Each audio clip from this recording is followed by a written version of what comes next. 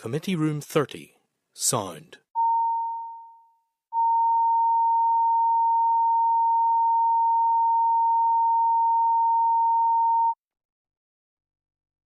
Committee Room 30, signed.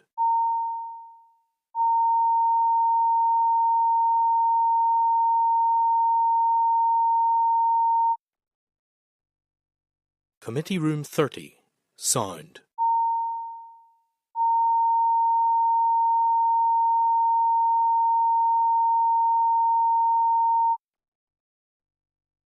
Committee Room 30, signed.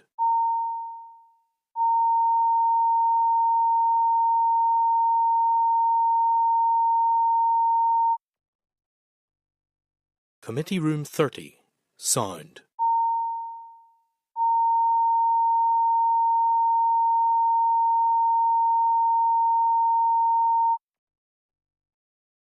Committee Room 30, signed.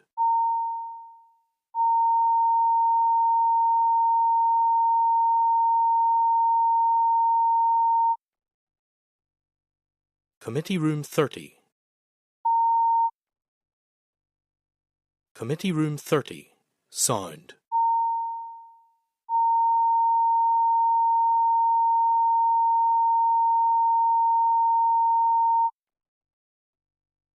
Committee Room 30, signed.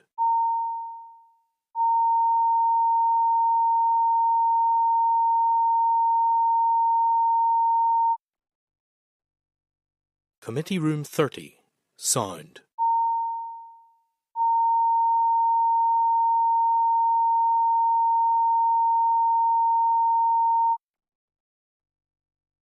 Committee Room 30,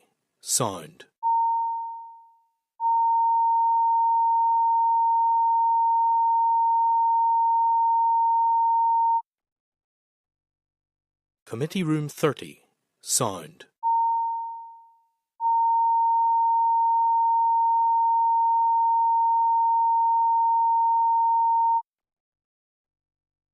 Committee Room 30, signed.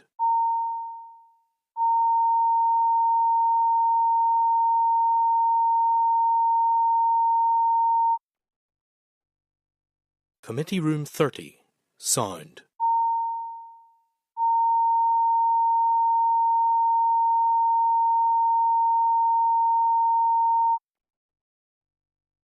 Committee Room 30, signed.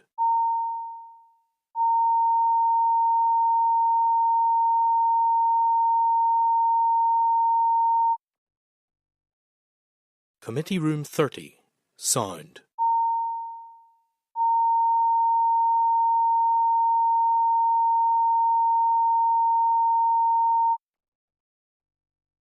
Committee Room 30, signed.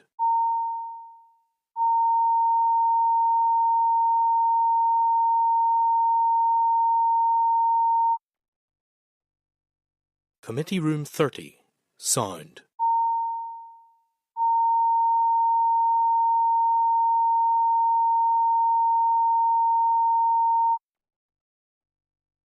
Committee Room 30, signed.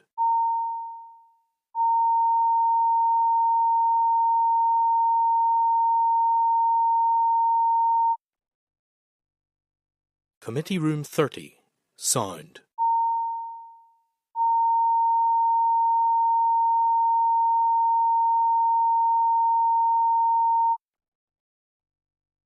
Committee Room 30, signed.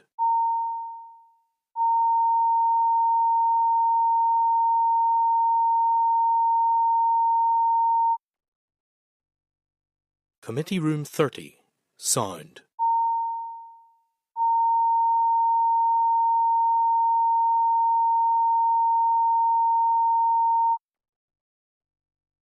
Committee Room 30, signed.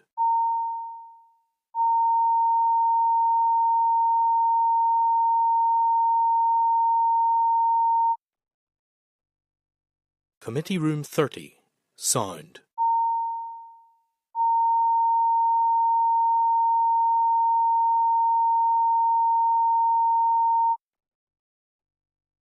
Committee Room 30, signed.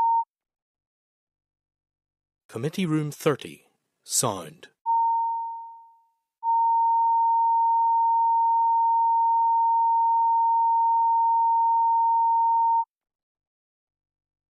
Committee Room 30, Sound.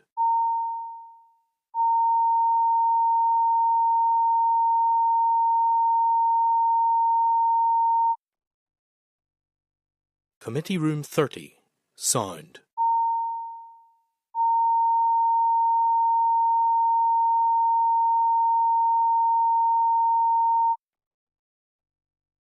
Committee Room 30, Sound.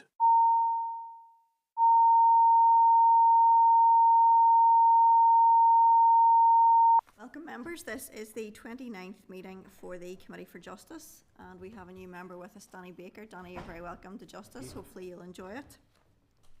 And I'll now declare the meeting open to the public. So I think Aaron's away to retrieve our guests. Members, obviously the committee is going to be recorded and broadcast throughout Parliament buildings and online. It's also proposed, it's proposed that the oral evidence session with the Law Society of Northern Ireland on the Enabling Access to Justice programme will be recorded by Hansard. Are members agreed? Yep. Yeah. Thank you. We're also obliged to declare any financial or other relevant interests that might reasonably be thought by others to influence our approach to matters under consideration. Anybody who's got an interest to declare in relation to today's business should do so now or when the particular matter arises in the meeting. Does anybody have any interest to wish to declare at this stage? Just a member of the All-Party Group for Access to Justice. I will declare that too. Anybody else a member of the APG? Yep, I'll declare that. Connie? Danny? My brother works for the probation board. Don't know about. That's fair enough, we'll record that. Deirdre? Yeah, on the APG, and also an immediate family member works in the court service. Yep, and I have APG and an immediate family member who works in the legal profession. Right, that's our interest done. For those who have just now joined us in the public gallery, you're all very welcome, and you're welcome to use your mobile devices, provided they're on airplane mode and muted. Wi-Fi password details, I think, are available in the gallery, and it's not permitted to take photographs or record any of the meeting. Again, I'm always astounded that anybody would wish to.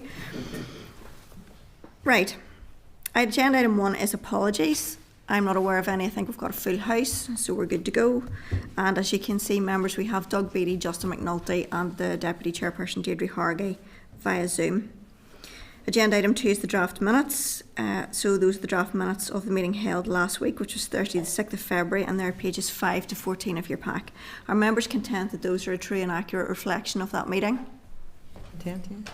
That's great, thank you. Then I will sign those. Agenda item 3 is matters arising. We've got one, which is with regard to the Justice Bill and the committee's call for evidence. So I would ask you to turn to pages 16 to 23 of your pack. As was previously agreed, our call for evidence on the Justice Bill was launched on Friday the 7th of February, and that's going to be open for 6 weeks and will close on the 21st of March. Messages are going to be posted on social media at various intervals throughout the period, as well as posts that are specific to the various parts of the bill and the amendments. The text for the posts along with graphics have been included in the meeting pack for your information. Are members content to note? Thank you. I've asked the clerk to provide us with some dates as to when things are going to be going up, just so that we can keep an eye out and retweet and stuff as necessary, because I think it's in our interest to make sure that the call goes out as far and wide as is possible. At last week's meeting, Maurice, then you had raised a number of matters on the provisions in the bill relating to the policing board. So I think we're just going to formally request then that we invite the members of the Northern Ireland Policing Board to come and provide oral evidence on the Justice Bill. And members agreed? Yeah. Thank you. Agenda item 4 then is enabling access to justice reform programme, and we're going to have oral evidence from the Law Society. I would ask members to turn to pages 24 to 43 of your meeting pack and page 3 of your tabled pack for the relevant papers. Members, you'll appreciate that the Law Society is joining us at quite short notice, so there's no written paper, and on that basis I'm not going to coordinate our questions. I think bearing in mind the nature of the subject, it lends itself to members just coming in. But if you've got a particular point you want to make on something that is being touched on, please indicate as usual, and we'll bring you in on that specific area, and that won't preclude you from coming in whenever you've got any other points of your own you wish to make. So, a reminder of the background then. At our meeting on the 6th of February, we considered a request from the Bar of Northern Ireland to provide oral evidence on the Enabling Access to Justice programme and the issue of withdrawal of services. When agreeing to that request, the committee also agreed to invite the Law Society of Northern Ireland and the Solicitors Criminal Bar Association. The committee team is liaising with the Bar of Northern Ireland to arrange a suitable date for their evidence session. They weren't able to come today, but we're very grateful to have members of the Law Society with us, and indeed members of the Solicitors Criminal Bar Association as part of our panel. Everybody, you're very welcome. We are very grateful that you've come to us at such short notice, but I think this is an important topic and we're very keen to hear what you have to say, so thank you for accommodating us on this issue. Members, we have with us David Lavery, who's the Chief Executive Officer, Peter O'Brien, who is the Deputy Chief Executive Officer, Brian Archer, who is the Chair of the Access to Justice Group, and Pierce McDermott from the Solicitors Criminal Bar Association. Gentlemen, you're all very welcome. On the basis that we don't have written paper, and we fully appreciate why not, that's we're going to allow you slightly more time to give us your opening remarks, because I think that will better inform us and afford us a better opportunity then to ask pertinent and salient questions. Over to you. Thank you. Thank you very much indeed, and thank you for the opportunity to meet with the committee this afternoon to discuss the Department of Justice's Enabling Access to Justice programme, which was recently announced by the Minister of Justice. My name's David Lavery. I'm the Chief Executive of the Law Society, and as the committee will know, the Law Society is the professional body for the solicitors branch of the legal profession. And Chair, you've already introduced my colleagues at the table. With your agreement, I'd like to begin my remarks by sketching out some of the background as it's relevant, I think, to what we're discussing this afternoon. I was reminding myself that 3 years ago, in February 2022, the gentleman on my immediate right, the then President of the Law Society, Brian Archer, and I appeared before the Justice Committee to warn of an emerging crisis in access to justice due to a failure to update fees for legal aid work. And at that session, we explained that solicitors would no longer be able to afford to do this work, as the result of that would be the emergence of what we then called legal deserts, when people needing legal help would find it difficult to find a solicitor to represent them. 2 years ago, in May 2023, at the time when Stormont was still in limbo, we went to see the then Permanent Secretary of the Department of Justice, Richard Pengelly, and we conveyed the same message. We explained to the Permanent Secretary that there was an urgent need for an immediate cost of living increase in legal aid fees, and also a fundamental review of the legal aid system. Regrettably, Mr. Pengelly told us that there was nothing he could do for us without a minister in charge of the department. Finally, in February last year, we got a Justice Minister back, and one who understands the legal aid system and understands that it is at the point of collapse, and that access to justice for many of our citizens is facing what might be called an existential crisis. So, some 3 years after we warned about the emerging crisis in legal aid, we are pleased to see that there's a plan to do something about it. The Law Society of Northern Ireland welcomes the Department of Justice's Enabling Access to Justice programme, and we're committed in principle to working with the department to ensure that it results in improved access to justice for those of our citizens who cannot afford to pay for legal help. There will, of course, be much detail to be worked through over the next couple of years, but in principle, we welcome what will be the first comprehensive review of public-funded legal service since the devolution of justice in 2010, 15 years ago. But while we welcome the wide-ranging programme recently announced by the Minister, we also need to recognise that there's still a legal aid crisis which needs to be urgently addressed. The Law Society participated in the fundamental criminal legal aid review undertaken by Judge Tom Burgess. And the evidence we presented as part of that review demonstrates all too clearly that the legal aid system is at the point of collapse. This report, and I have copies which you will receive this afternoon, copies with me, this report, which is called Viability of Criminal Legal Aid Practice in Northern Ireland, and which we commissioned from the Hook Tangaza Consultancy, shows clearly that solicitors can no longer afford to do criminal legal aid work. We are therefore at the point that an economist would describe as supplier failure. As you know, the criminal justice system depends on lawyers willing to represent people accused of criminal offences. Without the criminal defence community willing to do that work, the system would collapse. And this report says that we're now reaching that point. Because of unprofitability, they cannot afford to do it. This report says that basically the work's being done increasingly by an elder cohort of mostly men who have been doing that type of work for all of their careers, and recruitment into those firms is proving problematic. The Minister's immediate response has been, I think, constructive. I think she understands that there is a crisis, and indeed she must be tired of the number of times I've sent her copies of this report, because every time we write to her, we send it to her and ask her to be attentive to it. The Minister's immediate response is to increase all fees for all categories of legal aid work by 16%. And it must be acknowledged that that is a constructive development.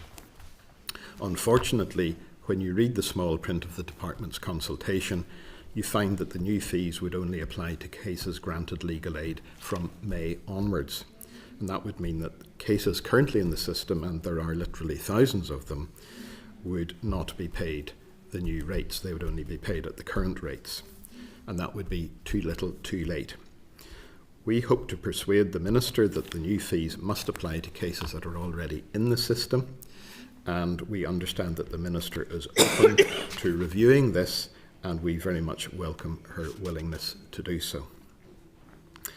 We should also note that Judge Burgess's recommendation was that a 16% fee increase would be an interim increase pending the outcome of a comprehensive review of legal aid fees across the board.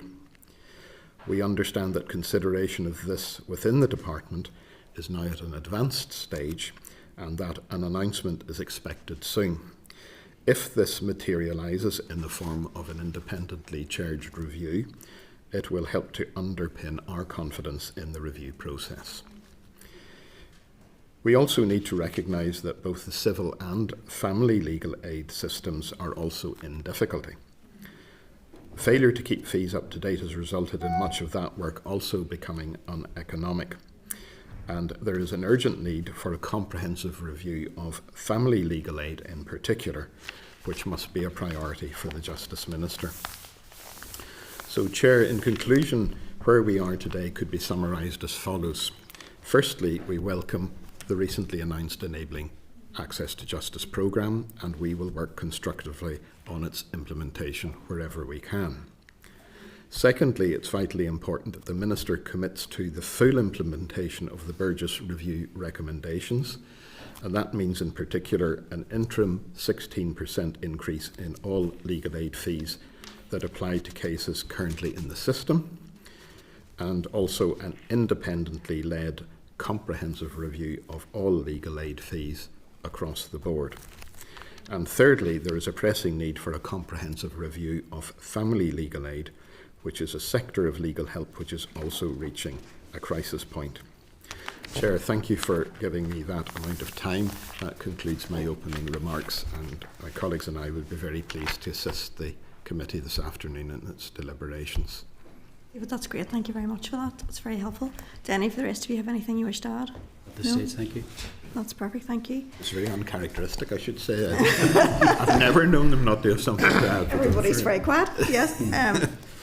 No, that's helpful. So, members, is everybody who wants to ask questions, do you want to indicate now? And then you can still add your names whenever we're on a particular area. Anybody want to kick us off? Ciara? Thank you, gentlemen, for coming along. I've just a few questions. I suppose one of them would be, with the current consultation that's out, I'm assuming that you have seen it, just what's your thoughts around that current consultation process, particularly around the fees, the remuneration fees? And then secondly, you'd very much mentioned regarding the importance of the review for family legal aid. Is there anything glaring in relation to family legal aid outside of the remuneration aspect of it? That's probably key, as a key area that needs to be focused on. On the first of the two questions, we obviously welcome the fact that there's progress now. That we were frustrated that Judge Burgess replied at the end, or reported at the end of August, and it's going to be May before there's any implementation of his primary recommendation. We've only just seen the consultation papers, and we asked for an urgent meeting with the Minister, having received those because of the commencement date issue that I referred to in my opening remarks. If the new rules increasing fees by 16% were introduced in the way the consultation suggests, no one would see any benefit for at least another year because of the time it takes for a case to work its way through the system. So we asked for an urgent meeting with the Minister, and we put our concerns to her, and I understand she's willing to consider the points we made to her. There's been no announcement of any adjustment yet, but as we said before, this Minister gets it, and I think she understood the point we were making, that we needed a more immediate impact on the 16% increase, and therefore finding a way to apply that increase to cases that are already in the system would be of particular importance. We have argued, for example, that maybe a date from which it should apply would be August the 23rd, when Tom Burgess presented his report. But there may be other ways of approaching it. But that is the one aspect of the consultation that I think is of immediate concern to us. And the Minister was very receptive to the points we made, and I think understood it. I'll ask my colleague Peter O'Brien to maybe say a little bit about family legal aid, because that's the other pressing area. Just on that, was there any idea of cost regarding the existing cases that are in the system? Even looking at from August, have you used any ideas, given that it is approximately 9.8 million to proceed with the 16%? Do we have any estimate? Are we talking million? We do. Yes. We've met with the Legal Service Agency, and from August we'll be around 7 million. 6.8 million I think was what they costed it at, and from the date when the Minister announced the immediate increase in December will be around 3.8 million. We understand the figures.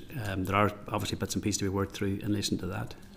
There are also some sort of slight complications as to what actually falls into scope with regard to cases that go back in, and the department certainly, or the LSA, or of a view that cases which are completely closed and have been paid may not be the subject of any increase, but it would only apply. So you have a scenario where you may have cases where bills have been submitted but not yet paid, and a second scenario where bills or work is still ongoing and the bill has not yet been submitted.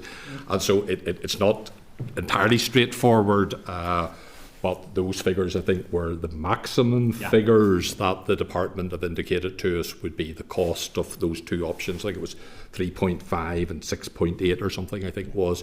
But that is as if everything that's been paid where a certificate has been issued was to benefit from that. But the department aren't even saying that that's what they would pay at this stage. It seems very unfair to practitioners who have who have represented cases after the Minister said about she would bring in the interim increase. The 16% will take effect obviously retrospectively, we're told, but it will only apply for cases which haven't been adjudicated on by legal services. So if somebody has done their work in the same time frame but put their bill in, whereas somebody hangs back and waits 3 months and until the rate increase comes in, and their bill hasn't been assessed at that stage, they will benefit from it. So it'll lead for people to say, well, you know what, I'll hang back and wait to get the increase. I'll wait the last minute of the 3 months time limit to put my bill in to benefit of the 16%. It just doesn't make sense the way it's been approached by the DOJ. We should say, though, we've had, as Pierce said, we've had a meeting with the Chief Executive of the Legal Services Agency, Paul Andrews, and this is not without complexity, but we're quite confident we can work through the modalities of it with Paul. I mean, we have a lot of confidence in him about his ability to find a way of making this work, provided the Minister accepts that it should be cases that are in the system already, because you wouldn't want the sort of distortions that Brian mentioned where people would hold back submitting a bill to benefit, you know. So Paul's well across that sort of detail, I think, provided the Minister gives him the date from which he should calculate the fees. Peter, do you... There's plenty of precedents too across all departments that they can look at as well. Yeah. Peter? Just in relation to family fees, 93% of all family business is actually contracted in the family proceedings court, which is at the lowest tier. So all of the private law cases where there are disputes about access and parental responsibility, and those where the state intervenes in the public law, all start at that tier, and 93% of the cases stay there. The vast majority of that work would be undertaken by solicitors. That work is paid, that effectively is sourced in the Children Order, which was passed in 1995. There was an hourly rate issued at that time in 1996, which was described as a temporary rate, which would be reviewed in 6 months' time. That rate has never been reviewed, so the family lawyers are very concerned that, in fact, these rates have remained unchanged, and there have been a number of attempts in the past to reform the system, but none of those have managed to work. These cases are now becoming much more complicated. The whole complexity of our society. In 1995, we wouldn't have had the ethnic mix that we have, or the issues that we have around addictions and stuff of that nature. So cases which, I mean, I'm old enough to remember what happened before the Children Order, where you turned up and there was a case and decisions were made with the absolute minimum of information. Now this is a much more rigorous exercise where more parties are involved, and where it's very much focused on what is the best route for the child, and that necessarily involves more time. And as I've said, those issues just become increasingly. We've had the Human Rights Act in 1998 since 1995, so the work is being done. More work is being done, but still at rates which were set in 1995, and that is why the family lawyers are so concerned about the absence of any progress in this particular area as regards an increase or review of their fees.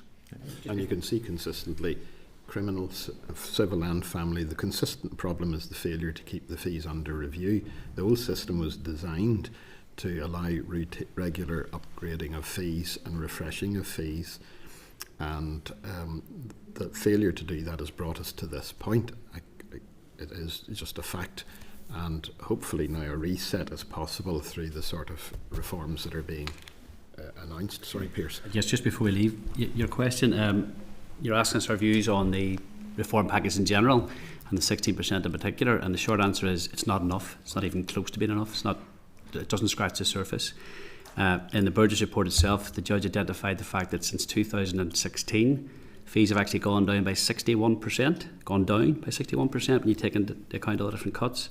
And what's important about that, and I think it's important that the committee understand this issue, is that the fees, and you'll hear the bar talk about 2005 fees being set, the 2005 standard fees imposed were based upon rates which were applied in 1992. So what happened was 1992 rates set, 2005 they looked at what they paid out and made composite fees. They have not changed upwards since 2005, but they're actually 1992 rates that they're based upon. So let's not even look at inflation from that date, but it's quite considerable. And the reason I say that it's not enough is that, and Hook Tanzaga deals with this very clearly, our profession has changed dramatically. It's changing to the point where we can't recruit. We really cannot recruit. You can't get young people to come into it.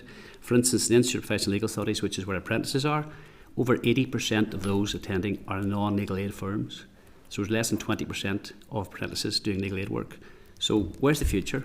What's going to happen is, unless we fix this system, And by fix, I mean structural change and reform. Henry Ben's very keen on reform. Let's give him some reform. We can do reform if it's funded properly. It has to be funded properly. There's an immediate input needed at the present time. 60% is not enough. We need a bigger input into it, but we need the reform for a properly funded criminal justice system. Otherwise, we're going to have a situation where there's no solicitors doing this work. And you may well say, who cares about solicitors? It's not about the solicitors firms being in practice. It's if we're not there, there's nobody to do the work. So when your son or daughter gets arrested, there's no solicitor to do the work. When you need to get protection from a violent partner, there's no solicitor to do the work. And this is the reality. It's an age profile. I may be very young. I may look very young, but I'm not very young, trust me. It's a situation whereby... So smooth. I didn't say I'm good looking, which was right to say, but that's another story. But really the profile is I am now one of the age which is doing this work. There's nobody coming behind me. There literally is nobody coming behind me. So we need to fix this system. We need to fix it very fast, and we need an injection of funds to do that. Otherwise, the solicitor profession will cease to exist and legally at work. Well, I'm slightly younger than Pierce, but same generation. I've been in practice 31 years this year, 23 years in my own firm. I had a secretary who retired in December. She was with me for 23 years. She was 70 years of age when she retired. I had to let her go. I advertised and I didn't get anybody suitable to apply for as a legal secretary. And at fifth, I mean, you all have constituency offices. You all know the cost of those. You could not run your office on the income provided by what Legal Aid provide ourselves. As to say, Mr. O'Brien has said about the £58. It's £58 an hour for family proceedings court. I actually have stopped taking on instructions in relation to private family law cases. I've been on the Guardian panel. I do the public law cases, and the majority of those cases would be transferred out into the higher courts, where you have a higher rate into the High Court. But I cannot afford to take on instructions for £58 an hour. It's about 50% of my running costs. And I'm not the only solicitor who's decided to do this. Yeah. There's a sort of withdrawal of services. It's sort of like quiet quitting. People are just not taking instructions. Yeah. Now, the other thing we have to bear in mind is the demographics of the profession have changed dramatically as well. Pierce made the point about 80% of the firms who are training solicitors through the Institute are from commercial firms or big corporates. The other interesting figure is that last year 72% of the trainees were female. And they're not going to want to go out in the middle of the night to a custody suite at 2 in the morning or 3 in the morning. It's just not attractive. We don't want to go either, by the way, but we have to. The minister for you to walk from the car park, is it? The minister makes the point, though, we have a responsibility as a professional body to see what we can do to support that type of practice. So we have a consultation out at the moment about what we call entry routes to the profession.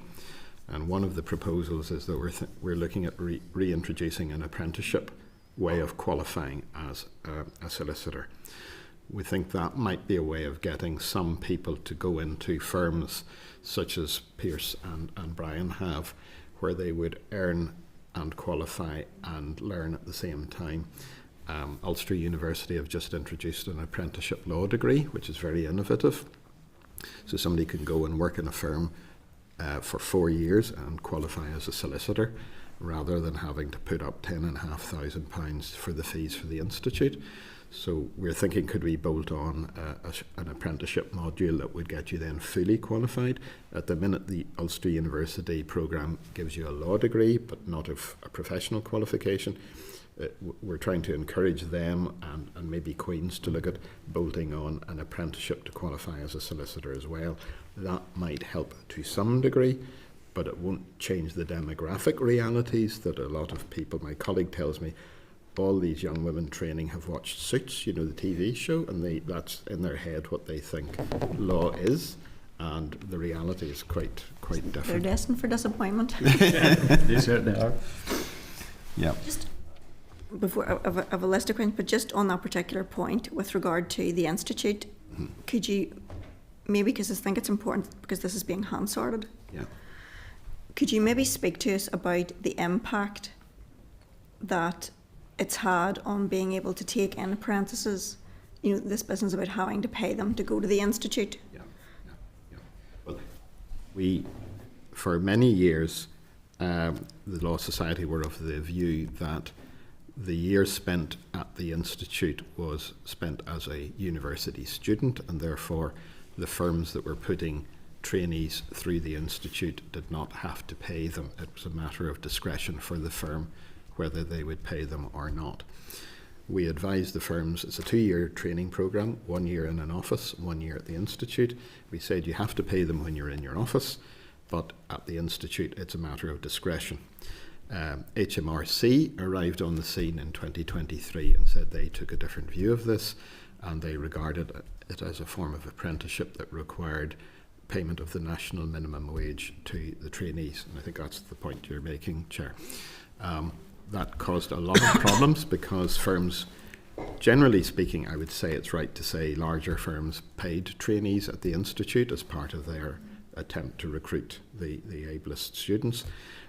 Smaller firms probably didn't pay trainees while they were at the institute, or did not pay them in compliance with the requirement of the national minimum wage regulations. So we looked into this, we took legal advice, we did a lot of work, we engaged EY consultancy to work with the firms, and I'm afraid our view is now the HMRC are almost certainly correct in their assertion. And the problem is that there's an enforcement period of 6 years. So any firm that had a trainee that they didn't pay in the last 6 years would have to make the back payments that were responsible. So we introduced a credit finance facility to help the firms that couldn't fund that back payment. We also introduced a hardship grant for a firm that couldn't qualify for a credit finance facility. We provided grants for those firms that they did not have to repay. So I would say we've weathered the storm. Firms now understand that there is a requirement to pay their trainees for both the year in the office and the year at the Institute at Queen's, and they must pay them at least the national minimum wage rate. Now, at the time, there was a lot of turbulence, and firms said to us, we'll not be taking any more trainees, we can't afford to take them. The reality is, once people came to terms with it, they have, for the most part, continued to take trainees. The places are all filled at the Institute. But it's another pressure on profitability of a firm. They now know they have this additional overhead to pay. I think that's why another factor why we're looking at the education consultation that I mentioned to you, the entry routes to the profession. We're asking questions such as, should a student going in to train at the institute require a training contract at all? There are different ways of going about this. At the minute, when you qualify with a law degree, you have to get your place at the institute by passing the admission test for the institute. But in addition to that, you have to have a training contract with a firm that's prepared to put you through 2 years of training. That firm that now knows if it's taking a trainee on, they'll have 2 years of national minimum wage to pay them. We're looking at whether we need to retain that requirement for a training contract. You could do it a slightly different way. Indeed, when Peter and I were and I guess these gentlemen were at the institute, you didn't need a training contract. You needed a law degree. You went to the institute and then you looked for your training opportunity in a firm. So no firm had to pay us to go through the institute in those days. Maybe we need to go back to something like that. That's one of the questions we're asking in our consultation to see how we can reduce the cost of training. We also want Queen's to increase the number of places. There's a limit on the number of training places that are available. We've pushed it as high as we can for the physical estate that Queen's has, but we can only train at most about 160 people a year. I think there's a plan for the Institute to relocate to larger accommodation, which would allow the numbers to be increased. Because one of the reports that Hooked and Gaza did for us said that there's a greater demand for solicitors than the system is producing, but the demand is primarily in the corporate sector, of course. And this is what we had heard. Sorry, please, I'll bring you inside. I mean, what we had heard was that actually there were very few people who were going through the institute who were actually taking on criminal stuff, because they were all headed towards the commercial area because that's where the money is. But also, what we had heard actually from students who were seeking to get into the institute was they were really struggling to get placements because the smaller firms were saying, "Oh, we can't afford this," and frankly, if they had the money, Well, the message we were receiving loud and clearly was if they had the money to pay for a student apprentice, they would prefer to use that money to actually employ additional solicitors. You can't charge for an apprentice solicitor. Well, there's simply a cost for you. Yeah. And So on- it's to understand, I suppose, the impact of that on firms now. Firms, yeah. Yes. Just on that, on the legal, and that's why I made the point about legal aid firms, less than 20% being legal aid firms, because our margins are considerably less than commercial firms or government, obviously, and basically that's why so many students now go to the institute or have contracts with commercial firms who can afford to take the hit effectively. Smaller legal aid firms, generally legal aid firms are smaller than the commercial firms. They're not in a position to fund somebody for a year when they're not there, not generating any income whatsoever. Even when the year that they are there, they're not usually generating an awful lot of fees anyway. And the other difficulty we have is, so initially what you have is firms who won't or can't afford to take on apprentices. And the other problem we have is that even if you take on an apprentice, generally you find when they get qualified, you can't afford to pay them the wage they can get for a commercial firm, so they leave you anyway.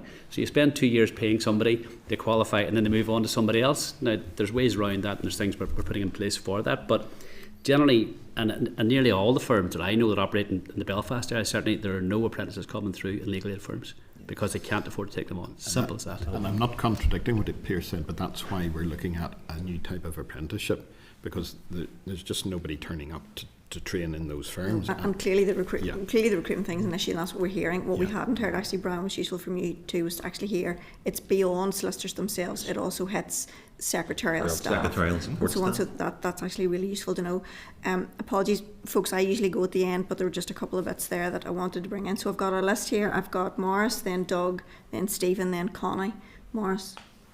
Thanks very much, Chair. Just to get back to fees, how do the fees differ here than the rest of the UK, and what do you think needs to be done to align the fees here in Northern Ireland with the rest of the UK, if there is a difference? There's a crisis in the UK in relation to criminal legal aid. I mean, it tends to be that a lot of people can't get representation in criminal firms. You'll see a lot of the magistrates and crown courts that they'll only see the barrister maybe the day before their case, and it's very much the junior members of the profession who are doing these cases, and the backlog has increased dramatically. I mean, the UK courts have not dealt with the backlog properly in relation to it. We have a backlog; it has improved, but it's still expected to be maybe 2027 before the full backlog is dealt with. I think maybe also I wouldn't look to England as an exemplar of a good legal aid system. Firstly, they cut a lot of cases out of the scope of legal aid, as you probably know. So private family law cases qualify for legal aid in Northern Ireland, but not in England and Wales, and that created a huge problem. You ended up with people turning up to represent people who could not get a lawyer. So you had this system of people who were sort of amateur representatives coming into the system, and it's caused a lot of havoc. The other thing in England is they use a contracting system, and the Ministry of Justice has driven the price down. In Northern Ireland, any solicitor can do legal aid work if they choose to do it. In England, you have to win a contract to do it, and a contract gives you a certain volume of business, but the Ministry of Justice have driven the price down. It's a bit like, the supermarkets, the way they drive the price down once they've got the suppliers into the system. So I don't think it's a good system. I would argue that Northern Ireland, although we have problems, and you've heard a lot about them this afternoon, has been well served by the Ministers of Justice that we've had. We've had David Ford, Claire Sugden, and now Naomi, and they have all tried to retain the scope of the legal aid system so that anybody, if they qualified for legal aid, could go to any legal representative. And we haven't messed about with the system the way they did in England, where they cut a lot of work out of the scope of the system. We still have generally a universal system. The problems are more hidden. There are things like the financial eligibility threshold that you need to pass to get legal aid. There's a test if you're going for, say, civil legal aid. You have to show that the case is worth bringing, but also that your income and your savings are below a certain level. And that level hasn't been changed in 20 if not 30 years. So people are increasingly unable. I would say 20 years ago, maybe a nursery assistant, school nursery assistant, might get some help with a legal case. Now you have to basically have no income to get legal. If you have more than £3,000 in capital in the bank, even though you may be eligible for state benefits like universal credit, you still won't get civil legal aid because you've got too much money in the bank, £3,000. If your disposable income's about £270–80, you won't get a week. You won't get legal aid, and that's half. I mean, that is really half of what minimum wage is. Just on, while we're very critical of the English system, correctly critical, their hourly rate is still substantially higher than ours. It's substantially higher than ours. In London, there's something like £500 an hour. In the outlying areas, it's £298 an hour. They're way ahead of our rates, but their system is rubbish. Is the point? We need to make our system not become rubbish. And we need to make it such that people can access justice. If you live in a small village in Fermanagh, or you live in a big town, you're entitled to go see your solicitor. You don't have to travel 50 miles to go and speak to a solicitor because they've got the contract for legal aid. So we want to make sure that everybody, and we've benefited from having a large number of solicitors in the community. I presume everybody knows solicitors at some point. You can access your solicitor, you should access legal aid. We want to maintain that. We don't want to go to a situation where you've contracting, you have a small number of firms doing it, and it just doesn't work simply. So we want to maintain what we have at the minute and a fair system. Thanks very much for that, Darren. I'm thinking, to be honest, not the complexities, but the actual fees. Align the fees, not the complexities and the drawbacks. Well, they've had a crisis on that too. Yeah. They've had a strike in England about fees, and they introduced litigation as well over the amount of those fees, and again government implementation difficulties, where a bit like what's happened here, where a report is made, a number of recommendations are offered, and government then decided not to follow those. And that ended up in litigation in the English High Court. I mean, one of our concerns here, certainly on the criminal side, is that there are a number of recommendations which Judge Burgess has made, which in fact the government or the department have decided not to proceed with. So I think in England and Wales, there's hundreds of firms are refusing to take contracts. But I think the Law Society in England are waiting to see what this new government does. A lot of the damage was done under the previous government, the reduction in the scope of the legal aid system, the driving down of fees in England. There's some evidence that the government in England is now more prepared to recognise the problem that was created, and there have been some improvements. I think it'd be fair to say now the tone of the discussion in England is much more sympathetic to the problem that was created by the previous administration. I'm not sure that the rates are necessarily any better. I mean, the legal aid rates, I'm saying, not the private rates. But certainly, again, on that desert point, there are serious issues in England and Wales with regard to advice deserts for particular areas of law. I think we haven't got quite to that stage yet, but are heading in that direction. I mean, I think in Fermanagh, we're down now to, 16 firms, isn't it, for left altogether, and not all of those will actually provide a legal aid service now. And the majority of those firms are partnered or principalled by middle-aged lawyers who are like myself in their 50s. In 5 or 10 years' time, those firms won't be taken over by anybody else. Those firms will just close down. Fermanagh has no trains, no lawyers. Terrible. Fermanagh always gets it hard. You need an incentive scheme to bring young people into the business, specialising in... Well, what we actually say is we don't need to incentivise it. What we need to do is pay proper rates to solicitors, which allows us to recruit, because at the minute we can't compete with commercial firms, we can't compete with government. We can't give because we haven't got the funding through legal aid work. So increase legal aid to make it possible so that the firms can recruit, bring in young people, because it's a good vocation. What we do is a good job. It's an interesting job. We want people to do it, but if you can't pay them properly, they're just not going to do it. Simple as that. Sustainability issues. Sustainability and succession, the two issues. That's a big worry. Thank you. You're finished, Maurice? Sure. Yes. Yeah, thanks. Doug. Thank you, Chair. And David and your team, thank you. I mean, it's complicated, I've got to be honest, but it's really important. And I have an awful lot of sympathy for your plight in regards to the fees, because they have not kept up with pace. So the sympathy's there. But I also have a lot of sympathy for a Justice Minister who's trying to balance her books and also get legal aid under control. Northern Ireland legal aid for 23-24 was £114 million. Scotland, with a population nearly 3 times larger than Northern Ireland's, legal aid bill for the same year was £151 million. Could you try, David, and try to explain to me why there would be such a disparity in that? Well, we always say you're not comparing like with like. There are aspects of our system that I think drive cost up in some respects, and I think the Minister's clearly wanting to address that in this Enabling Access to Justice programme. I think also we have arguably a slightly more litigious society. Not everybody's in court forced to be in court. People are also choosing to go into court with judicial reviews and so forth. So I think culturally we're in a slightly different place. I think the Legal Aid Board in Scotland has generally been quite aggressive at holding fees down. I don't think, though, I don't think the generality of fees here have really been the problem. I think probably there's a higher volume per head of population, I would imagine. Peter? The other huge difference between us and Scotland is that about half our legal aid budget is spent on family matters, and then a significant proportion of that is spent on the public law aspect of family law. That is where, as I say, I think indicated earlier, the state intervenes because of concerns over a child or whatever, or something that has happened.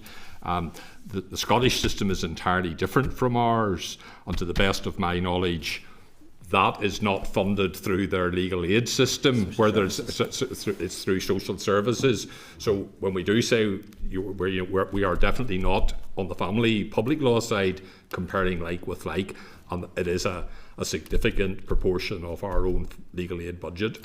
I mean, if Scotland had our identical system to us, their legal aid budget would be in over 200 million. More. Yeah. And I guess that's a fair answer, and it's trying for the likes of me to understand that. I mean, transparency and understanding that is really important, not just for me as a legislator, for people out there as well, to understand how our minister is trying to balance a budget. Do you think it would be useful, and I've raised this before, do you think it would be useful to go back to doing the league table of the firms and businesses who use legal aid and how much they get on a yearly basis? We used to do it and then we stopped doing it. Do you think that would be useful to help with transparency? Well, we still do it. The legal service agency still do it. They just don't publish it at the present time. I think there are plans. I think there are plans to publish it. I'm not sure how useful that would be in the sense of it. At the time they were published, it led to the situation where there's outcry at firms earning X amount of pounds. But when you break it down from the solicitor's side, you break it down into the actual costs involved, the number of cases involved, it ends up not being quite what it looks like. So you have a situation where a solicitor's firm might be earning, and some firms at that stage was £1 million, some it was a front page headline in the Telegraph, but that covered thousands of cases, and they employed 25 solicitors, and you have to balance these things out. So I'm not sure that gives you an actual portrayal of what the reality is on the ground. We have no objection. Law Society and Solicitor Criminal Bar Association have no objection to the Legal Service Agency printing whatever they want about figures. We're quite happy to stand over all of the figures or the lack of figures that we get in relation to this. So we're very happy for that to happen. But I don't think it actually helps the discussion about what each case merits. What you need to look at is the amount of work undertaken by a solicitor in relation to each case, the hourly rate they're paid by that, and what that generates. And that's the key to it, is what is the actual work done by a solicitor in coming to a conclusion of a case. So we say we're quite happy to publish the figures. I don't think it would help the argument, but we're happy for it to happen.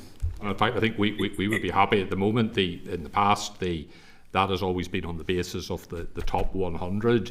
We think that in fact all firms, if that's the case, in fact the details for the legal aid to all firms should be published, because it will then show the range that it goes from those larger firms. And the point that Pierce makes, I mean, there was an interesting, I think, freedom of information question asked previously when the figures were published about what was the average cost for the pieces of work that the top 10 firms did, and then compared them with some others. And the cost for those firms that appeared to benefit most from the system were much lower than in fact some of the others. So it does require, I think you indicated yourself, it's complicated, it's complex, and it's not straightforward. But we do favour transparency. Yep. We've indicated that. The critical issue is not the top 10 or top 100, it's the unit cost. The unit cost here bears comparison with anywhere else in the United Kingdom. You also need to bear in mind, Doug, there's a higher level of proven social and economic need, so more people are qualifying for the system as well, which is another material consideration.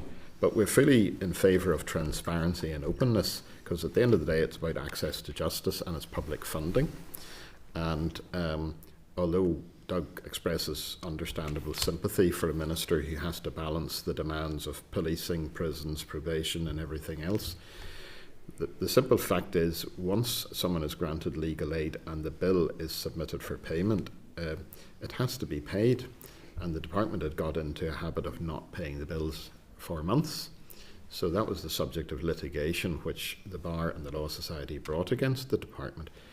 It was a way that they managed. They've said this, it's not a secret, they said that to your committee, I read it. Mm-hmm. They delayed paying in order to manage their limited funding, but the High Court has ruled that that's not permissible the way it was done, and the Minister has responded. I think the allocation of funding, she has told us, for next year is a much more realistic reflection of the amount of demand in the system.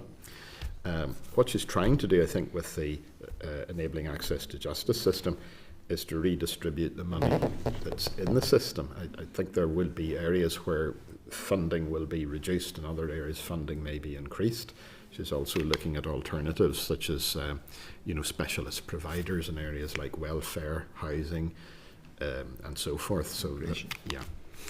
So I suppose, David, two things that I can come back to on that. The first one is the rapid payment of government bills. We're absolutely supportive of that. In fact, it's in our manifesto that should be the case. So we're absolutely with you in regards to that. I guess I want to qualify that the point I'm making about the league table of legal aid firms. It's not necessarily, you're right, once you've given legal aid, you've got to be paid, and it's got to happen.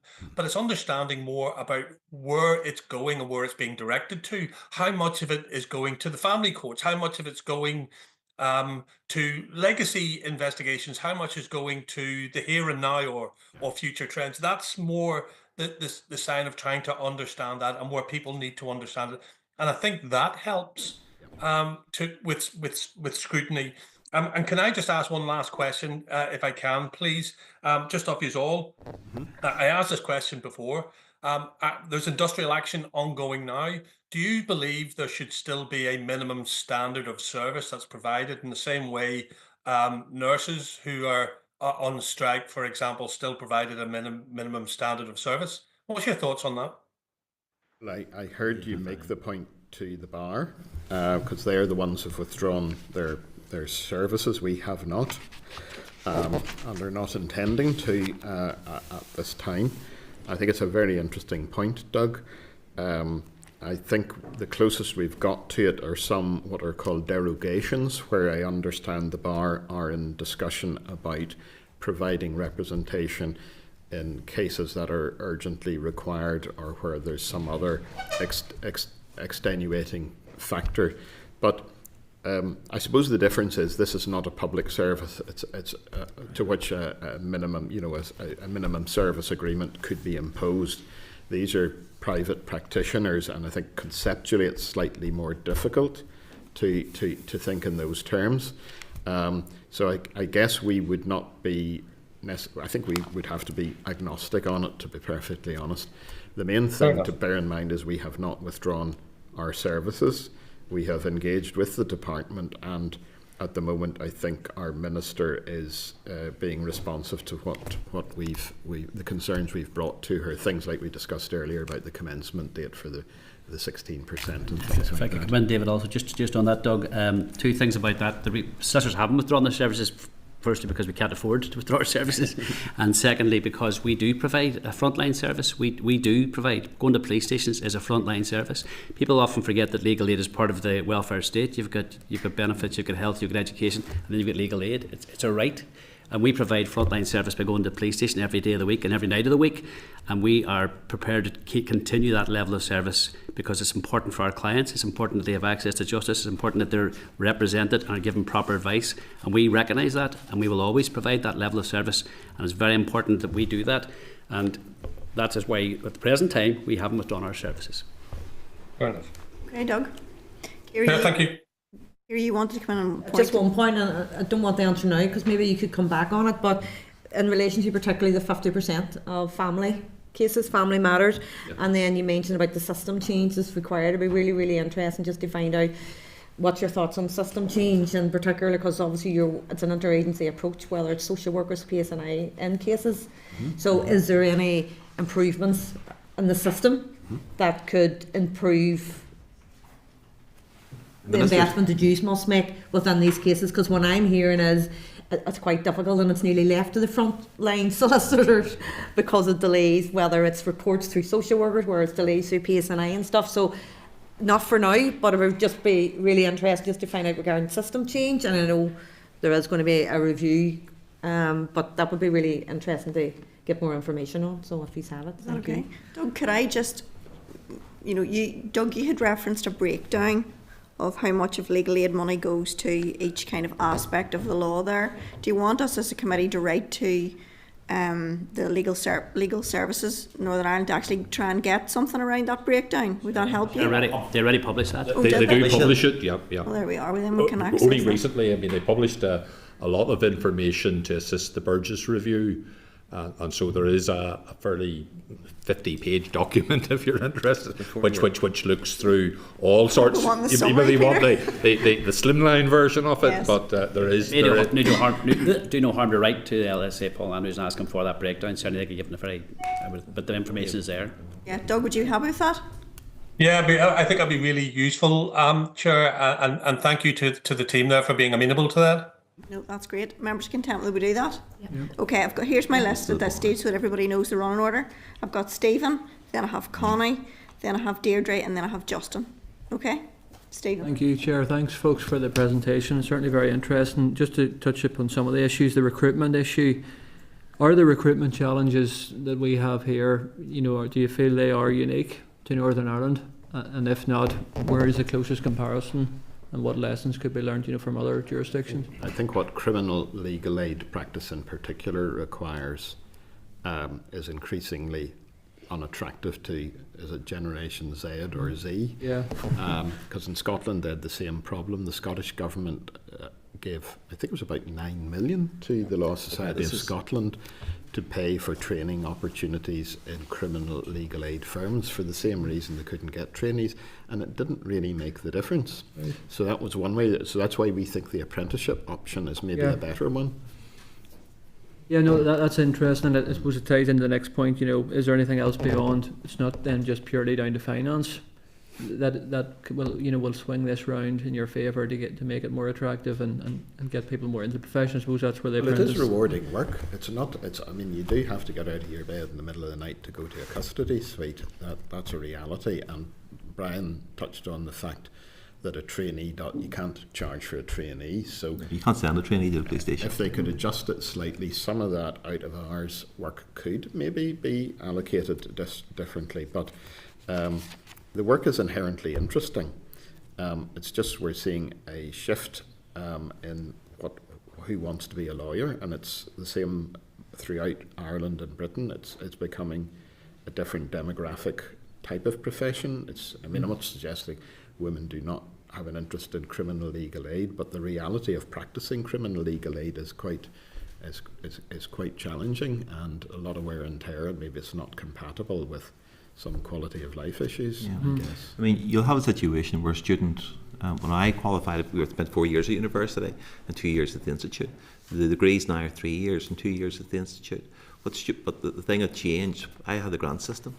So I didn't have any debt when I left university. Students, graduates will have maybe 30,000, 40,000 pounds worth of debt, and they'll have to start paying that off. Now, they might want to go into a criminal practice, might think, I really would enjoy it. But the salary of a newly qualified solicitor would be lucky to be £25,000 a year, newly qualified, whereas a commercial firm will offer them minimum 35 to 40, in some cases 50,000. So they will follow where the money is. Yeah. I mean, even the PSNI, it was a few years ago, I remember starting salary for a police officer upon graduation was about £23,000. It's now £34,000 once they're qualified. So if you don't offer proper salaries for people, you won't get the best people joining. Yeah, it's the same right across the departments. Yeah, no, I appreciate that. And there is recruitment challenges, in another committee that I sit on in here within the public-private sector. There's a debate ongoing at the minute within infrastructure where, they can't attract the right people for engineering posts, competing with the private sector, and it ties in with what you're saying a bit about the commercial stuff. But Last week I was in McGilligan to see a client relation to the Parole Commission. He's been there for 4.5 years. He's coming towards halfway through his sentence, and there's a letter in the dossier.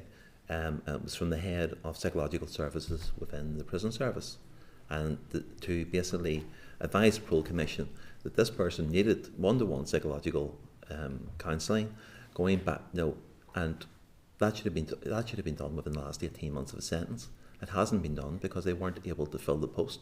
They've advertised repeatedly, and they can't get people to join the service. And therefore, the risk factors which were identified for this prisoner haven't been dealt with within the prison regime, and he will not be granted. I don't think he will be granted parole. If the work had been done, he has a good chance of being granted parole, and we have to put it back another year if he's refused parole. So this affects the whole ambit of the criminal justice system, and the lack of resources within it. Yeah, there is a point, Steve, which is not the Minister's fault for a change, or the DOJ's fault. Generation Z is a fault because everybody wants to work from home. Everybody wants to have an easy life. Young people now think that they should start off earning £40,000-50,000 and driving BMWs, and that's just not reality. I start off on £40 a week. That's what you have to learn. And the difficulty with criminal legal aid in particular is it is frontline, and it is involve direct contact, and it involves working with very vulnerable people, very difficult people with mental health problems, people with addiction problems. It can be positively dangerous sometimes, which it wasn't when I started off, strangely. So there's a whole issue about people wanting to do this type of work because it doesn't offer the rewards that working for elsewhere does, and it is vocational, quite a bit vocational. I mean, the reason we all started, we wanted to be solicitors, want to help people, and that I'm just not sure that the job description lends itself to young people these days wanting to do it. What about just finally, what about engagement with young people in schools and so on? Does the sector do enough on that, or could you do more on that? Because I know certainly when I was at school, the legal route was seen as a very top, for young people to aspire to go to university and get degrees. And yes, our head of engagement is and they're looking at how we can be more visible in the sort of engagement with careers, teachers and so forth. So we're and our consultation on entry to the profession has been also sent to career teachers to see what their perspective is, because they'll have a lot to tell us about what's coming through and what people's orientation is. I suppose it's just finally trying to establish, is it down to finance? And I suppose in the departments they would argue back that they're spending almost twice and more than twice on the legal aid compared to other parts of the UK and the Republic. So I suppose it's for us trying to establish what are the key reasons. Well, I don't think the Minister has ever been critical of this. I think this Minister understands that there's a higher level of need. I think she understands it's part of the welfare system and often describes it as such. It's a necessary social service. I just think society has changed to a degree. And, frankly, Northern Ireland still has small firms, and a lot of the firms doing this work, as we've said, are small. But also in the last 15 years, the legal economy in Northern Ireland has changed unrecognisably. When we all started out, all firms were small. A big firm had maybe 10 solicitors. Nowadays, biggest local firm would have over 100 solicitors. It's a sign of success, but Belfast has more large international law firms than anywhere else in the United Kingdom outside London. More in Belfast than anywhere else. And they are competing for trainees and staff, and then we also have these, we call them alternative legal service providers, but they're banks and legal firms from London who are in Belfast and they're doing work for international clients. All their work is done for international clients. So they're doing legal work from Belfast, but not for Northern Ireland. And they're able to pay 40, 50,000 as a starting salary. So they're in here competing. Yeah. It's a very good development. It's a great time to be a law graduate, but you would go for a 40 or 50,000 pounds job in a nice office in Belfast before you would take yourself out to a police station in the middle of the night. And on that point, it's a bugbear of mine for many, many, many, many years. I remember talking about Leggy the first time I was before the Justice Committee, so a long time ago. Invest and I are spending hundreds of thousands, if not millions, attracting these firms to come to Belfast and Northern Ireland to give jobs to people that we can't recruit. And the money that they're generating in profit, not in pay, in profit, doesn't stay in Northern Ireland. It goes elsewhere.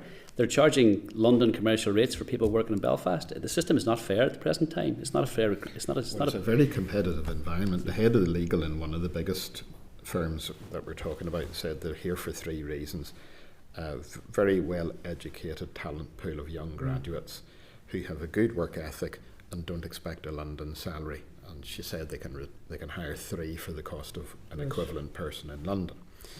That's a good thing. There's great jobs. It's a great driver of jobs, but it's created such an uneven, unequal competitive situation.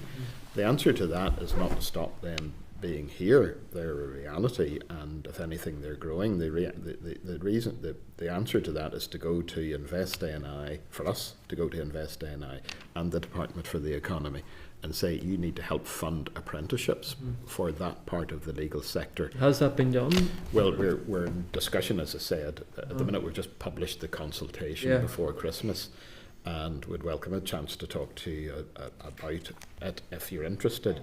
But we're trying to see what we can do to make entry into the profession in these more sort of bread and butter areas attractive. But apprenticeships work best if they're funded by central government, and Ulster University have been very imaginative of that. They've got, as I said earlier, they've got these 4-year law degrees by apprenticeship. They've got funding for those from government, so we need to up our game in that respect. Well, thank you. Thanks, Chair. Thank you, Stephen. Members, I'm just conscious of time because I do still have quite a list. Connie. Yes, thank you, Chair.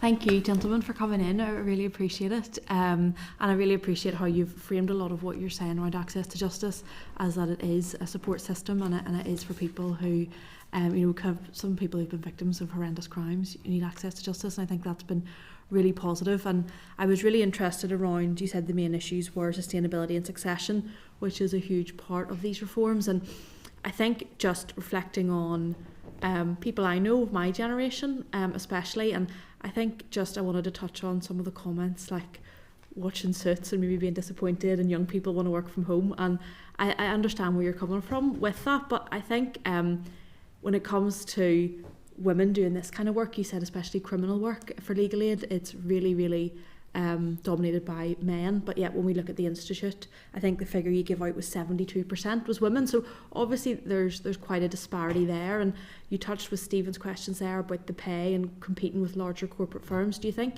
there's maybe a piece as well around conditions and how you're competing with terms and conditions with these larger firms? Because David probably is best to speak. The law study looked at this, and women in the law. And whilst the majority of the vast quarters of the cohort at the Institute are women, in 5 years' time, it's reversed. A lot of them are away. Working in a law firm, I mean, when I started 30 years ago, I worked in a general legal practice. It was probably about 60% criminal, the rest was civil and whatever. There were 2 apprentices ahead of me. I was one of 2 apprentices that year, and it was just continuing. There were lady solicitors as well, and probably equal the amount of men. But when you're qualified, it tended to be the men who stayed in the practice long term. I was altogether 9 years in that practice. The lady solicitor with me, she went into the public sector, and that was 30 years ago. And it tends to be that the public sector has better terms and conditions. It's got flexi. It has better holiday pay. It's obviously a better pension compared to the private sector as well. It's not because we don't want to give those facilities, it's because we can't afford it. Absolutely. That's part of the issue, is you're really struggling. That I'm hearing is that you struggle to compete with those. And I think especially you know, a lot of the timelines you're giving me here, such as finishing up qualifying, leaving the institute, working for a few years in a firm, that quite often correlates with when most women have children as well. And you said about women not wanting to do the criminal work as much. You know, the majority of childcare or other family care responsibilities, that falls to women. So, you know, asking them to get up in the middle of the night might be a much bigger ask for someone who doesn't have those responsibilities. Already up looking after babies, you may as well get up and do the police stations too. Well, if you want to try and sell that to someone with babies, not our best line, perhaps. I'm not sure I would. I'm not sure I would want to try and sell that to a woman who's got her hands full looking after a wee one. But I think the terms and conditions thing is especially, you know, you will have better maternity packages, family and flexibility packages when you go to work for those corporate firms, and I think that really would impact on these smaller firms as well. When my son was born, he's 26 now, I worked in a private practice and I wanted to take 2 days off, the day that he was born and the second day was when he came home, and I got a phone call on the second day from my boss to say I was ripping the proverbial out of something and I should get into work. Now, my son, when he made me a grandfather 3 years ago, the Inland Revenue gave him a month off. So, and look, that is like that's horrible to go through that when you're a new parent for anybody, and but you just can't afford to lose people that for a month. Well, one of the most striking statistics, we did a big survey of trainee solicitors and training firms. The most frightening figure was that there's 72% female training to become solicitors, and of every 100 solicitors qualifying, 50% will leave private practice within 5 years. And they're not leaving law necessarily, they're going into public sector jobs, corporate jobs, charity, you know, NGOs, you name it. Some leave practice altogether. I'm assuming it's mostly females. So in our consultation on entry routes to the profession, there are 3 limbs. One, how do you make the institute model work for people today who leave university with a lot of debt? Secondly, what about an apprenticeship option for firms who cannot recruit?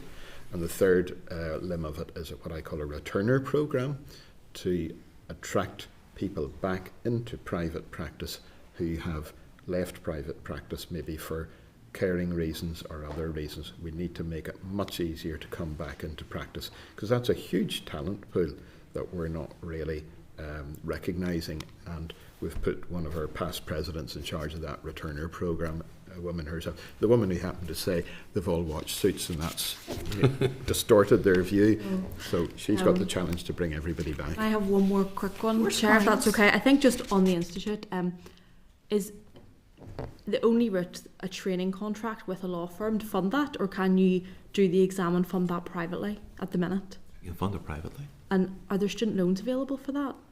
No. Used to be. Is that, yeah, there used to, I think, is that... Bank of Ireland used to provide it. There's no government student loans as there are for degrees. Yeah. No student loans company will fund that. The fees are basically generated by individuals going to banks and saying I need the money.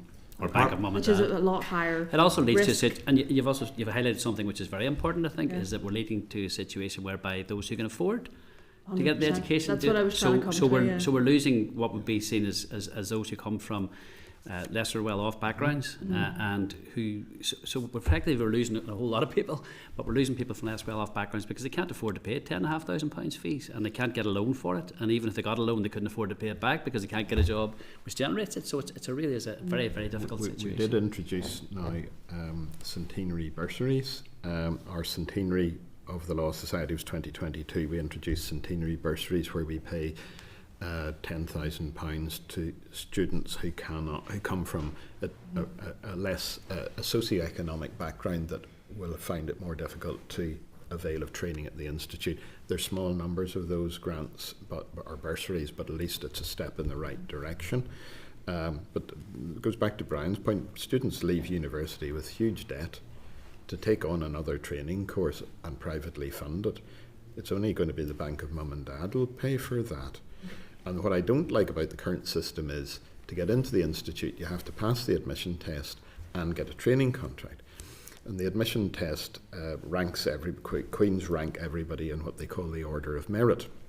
So you could be high up the Order of Merit based on your marks in your entry exam, your admission exam, but somebody lower in the order of merit might leapfrog you and get the place because they can get a training contract, because they have maybe contacts or something else. So that doesn't strike me as right. So that's why we're consulting on, should we change this?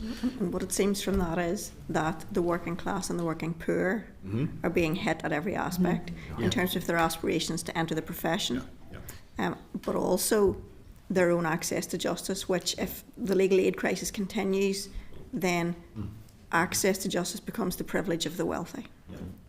Well, at the minute you can only afford to go to law if you're very wealthy or impoverished. Yes. That's not the way the system was meant to work at all. So we did a survey of the background to the profession, and there are definitely underrepresented groups. One thing that was interesting, I thought, was the very low reporting of people from the LGBT community. Yes, because they were just not. They weren't prepared to self-identify in that way for our survey. That tells me something, that maybe there's something in the culture that is not receptive to that. So there's a lot of lessons. We've surveyed ourselves into a flat spin over the last 2 or 3 years, but it's got us so much information and it's given us so much to work on to improve. So the point I'm trying to make is we're trying to do our best to make the profession accessible, but we'll need your help and government's help to achieve that. That's fair enough, thank you. And it shouldn't have needed a crisis to get everybody's attention, but you should never waste a crisis. We've got a crisis, so we need to do something about it. Sorry, was it Connie? No, thank you. Hey, Connie? I think that was brilliant, and that's really the point I was trying to make, is access to the profession as well for everyone. So thank you. Deirdre? Yeah, no, thanks very much. I'll try and keep it concise because I know time's running. I suppose I know you kind of touched on this, but I suppose I just wanted to ask you directly in terms of the ongoing review and obviously the interim payment, which I know doesn't go far enough, but obviously it's a step in the right direction. Do you believe the department has been proactive in engaging with the sector on these issues over the last couple of months? I think I wouldn't. Well, we all have our views. I think the society is satisfied that we've got good engagement with both the Minister and her officials since she made her statement on the 2nd of December.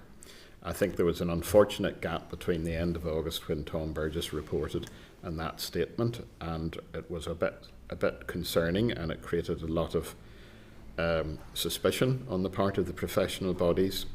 But from 2nd of December onwards, with the announcement of the programme, I think the engagement has been absolutely fine, and the Minister will meet us at short notice, as we've already required. I know there's been a meeting. There was one on the 4th of February, I think. So how many times since then has the Minister directly engaged on these issues? And I suppose I'm trying to ascertain, obviously there's ongoing strike action, so we would expect any minister to try and directly intervene to avoid such action because of the consequences it has on service delivery. So I know there was that engagement on the 4th. Are you aware of any other direct engagement that has taken place either before or after that? Well, just to answer for direct engagement with the Minister, since the 4th there's been no direct engagement, but we have met her officials. We have met her officials. The withdrawal of services strike actions by the bar at the present time, the engagement between the bar and the Minister's officials is a matter for them in one sense. There's another dispute between the Minister says she has offered to engage, the bar says she hasn't, so they have to sort that out. But from our point of view, since the 4th of February, we have met ministerial officials on 2 occasions, and we are actively continuing to meet with them, and we believe that is a way forward, this is a process which requires our, sadly, all too much engagement and listen to it, and it has to be done by us, and we are at the present time content with that engagement. The issue will be the outcome of that engagement is a bigger issue, because as you quite rightly point out, the 16% it is a sticking plaster. It's not enough to resolve the current crisis, but the engagement is such that we believe that we can get a satisfactory outcome to that. If we don't, we'll have to look again as to what's happening, but at the present time we believe that engagement is the best way forward, and we certainly have met the Minister's officials on 2 occasions since the 4th I think there are separate channels, separate meetings. Hold on. For the record, we have requested meetings twice since January with the Minister, and she met us on those 2 occasions. So there's no difficulty getting meetings with the Minister. She's been very quick to respond. So we've had 2 meetings with the Minister in the room, and then what Pierce was talking about, we meet the officials as well quite regularly, including the head of the Enabling Access to Justice programme. Yeah. So Deirdre, you have no criticism of engagement since December? No, I think it's important to understand that, because obviously there's a disparity then in approaches and views across the profession. So I think it's just good to get that clarity from yourselves. Thank you.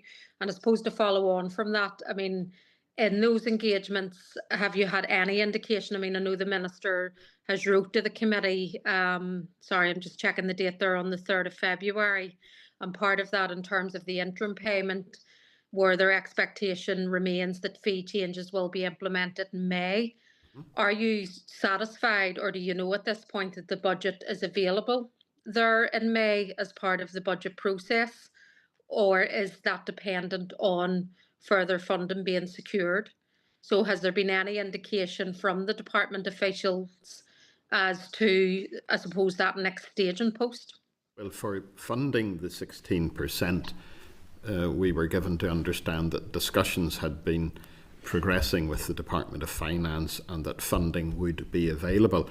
I did ask the Minister at our second meeting whether the reshuffle of the Sinn Féin ministers would have any bearing on this, because we've now got a new finance minister, obviously. It wasn't anticipated that would lead to any change, but obviously that has yet to work its way through. But as far as we've not been given any expectation that funding would prevent the 16% being introduced. We've not received anything to cause us concern in regard to funding being made available. Okay, thank you. And I suppose the other bit you had mentioned, sorry, earlier, just in terms of part of the difficulty that has led to this point over the years is the failure to have those inbuilt reviews, kind of looking at rates and fees over that period. So going forward in terms of learning the lessons and part of the wider access to justice programme, and trying to rectify some of those issues, what would a review process look like to use going forward? So how often would you see that review, and in what format would you like to see that happen? Well, statutorily, there was meant to be a review every 3 years, and when that system broke down, we got into difficulties. The department have said it would like to get away from that 3-year cycle so that fees would be kept under ongoing review, and that would be much better, so you didn't have to wait every 3 years for a review process, and there'd be a standstill until the next review came along. We would be supportive of what Tom Burgess recommended in relation to criminal legal aid, which would be an urgent independent review process set up, conducted by a working group with an independent chair. And we were concerned that the Minister seemed to be moving away from that, but we're now reassured that she is actually looking seriously at that as the process that will follow the May increase. Yeah. Okay, that'd be good, because that's areas then that we could look at in terms of our follow-up. Yes, sorry, go on ahead. I didn't mean to cut across you. Just on the how long we want to see review, basically we see this as an opportunity to set in place a system that actually works, and one which, if you end up in a situation where you look at what's involved in doing any particular type of case under legal aid, you then work out what rate you're paying, you work out what fee you get. If the system then changes, if there's an ongoing independent review which can look at that, if something changes, you can just tweak the system to make it increase or decrease, whatever works. Because what has happened since 2005 or 2009 is that there's been a raft of legislation. There's a ton of legislation. Technology has changed. We've body-worn footage in every single case now from police. We've CCTV, we've phone records. None of these things were envisaged when the rates were set in 1992, never mind 2005. So there's a huge amount of new work involved that isn't funded and involves a huge amount of work on our part. What we want is a review system that allows us to say, well, the Labour government, who were very good at bringing in, last time they changed legislation thousands of times. They can change legislation. If something changes, we can go to the department and say, here's the building blocks that we're looking at. Here's a new thing we have to add on, and then you can change the fees that way. So we want to see a rolling system of review rather than a statutorial set one. But it's something that has caused a problem because the work involved in the case has changed so much. in the last 20 years, and it's just not reflected in the fees. Well, that's a very strong point. Digital has transformed everything. There's no case that doesn't involve recovery of digital information, and there's no quick way of studying a video recording or listening to an audio recording without spending time doing it. Not yet anyway, maybe in the future there will be. The system was designed for an analog type of investigation, and now there's so much digital material, it just isn't priced into the system. So that is a very strong point that Pierce has made. Yeah, no, I think with AI and how it's going to develop over the next 10 years or so, we'll change that further. So I think that's a useful point for the committee, certainly to look at in terms of that ongoing review by way of the programme overall. The other issue I know you touched on in terms of the legal action around payment times, I wanted to get a sense from yourselves as to, has that improved? What's the ongoing engagement looking like around payment times? If you can just give an update from your perspective, please. Well, I'll let others comment, but when we met the Minister recently, she reassured us that she'd got a significant additional funding package for legal aid for the year ahead, and expected that would reduce payment times significantly. I don't know, Peter, do you want to say anything in addition? I think it's fair to say that over the last number of months, there certainly has been no the payments, they're coming in time rather than extending out, and those are certainly better than they were. You might be cynical and say the fact we brought a legal challenge and the system improved, the payments improved, isn't entirely unconnected.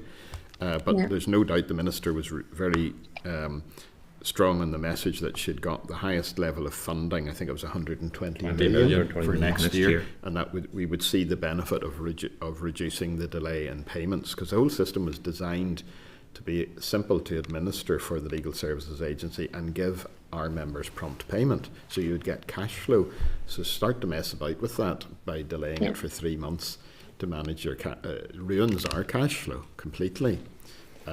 So we're encouraged by what you told us, I think, Deirdre, is what I would say. Yeah, and I'm slightly concerned about praising everybody here. I think I'm going to get drummed out of my association if I don't start slagging somebody soon. But basically, the LSA have done their best in recent times, and the figures have improved. There's still 12 or 13 million pound backlog, which is crazy when you think about it. Nobody, I assume, in this committee works for getting, you might pay me in 3 or 4 months' time, you might not, who knows. Nobody works for that type of system.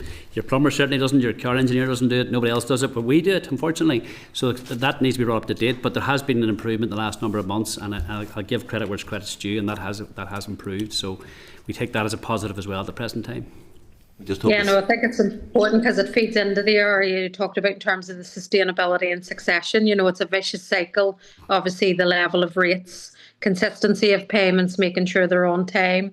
As you touched on, you know, cases are more complex. We're seeing that right across the public sector. It's not unique to legal aid, and neither are the increased costs compared to other jurisdictions is not unique to legal aid either. You know, we see that across other sections of our public services as well in terms of delivery. And obviously I was going to ask in terms of, this is my last question, around family legal aid and around the cases and impact of cases. I was wondering if you could just give me an example as to what those impacts look like, because I think it can be very technical when we're talking here, but what does that actually mean out on the ground for people? And I would also have a concern in terms of, because we're a lot more rural here in terms of the north, the implications around, you know, consistency of service, particularly with those high street firms that are struggling at the moment around that access to justice in terms of just how our demography looks like here across the north. So just to get a sense and feel of the pressures and challenges at the moment and how legal aid, you know, impacts on that. Well, the issues can depend on what trust area the cases, certainly the public law cases arise, because some trusts have a different approach as to what the threshold of entry into a situation would be. But basically, once a decision is made, then it's necessary to appoint a guardian for that child. there are issues in relation to the appointment of guardians where, in fact, it may well be a considerable number of weeks before a guardian will be appointed. Case will still come before the court, and the court will be asking the solicitor at that stage then what is likely to happen, and that makes it very difficult to make any sort of decision in the absence of having that additional support and sort of tandem model of working. As we've said, these cases are increasingly complex. You know, there are families where there may be a number of parties, where there may be 3-4 different fathers involved, where there are issues about kinship support, issues around addiction. There's an international issue in a large number of these cases, and all of that goes to make those cases ever more complex and lengthen the time before any decision that can be taken. In England, they did try to set a time limit for the speedier disposition of these cases. But even they, where they do seem to have some sort of additional support and have had the problems for longer, those time limits have been very, very difficult to achieve. We're outside the time limits that they have there for the disposal of those cases. And whether, Brian, you want this, you practice in that area as well? I practice predominantly for the Guardian Service, so do I.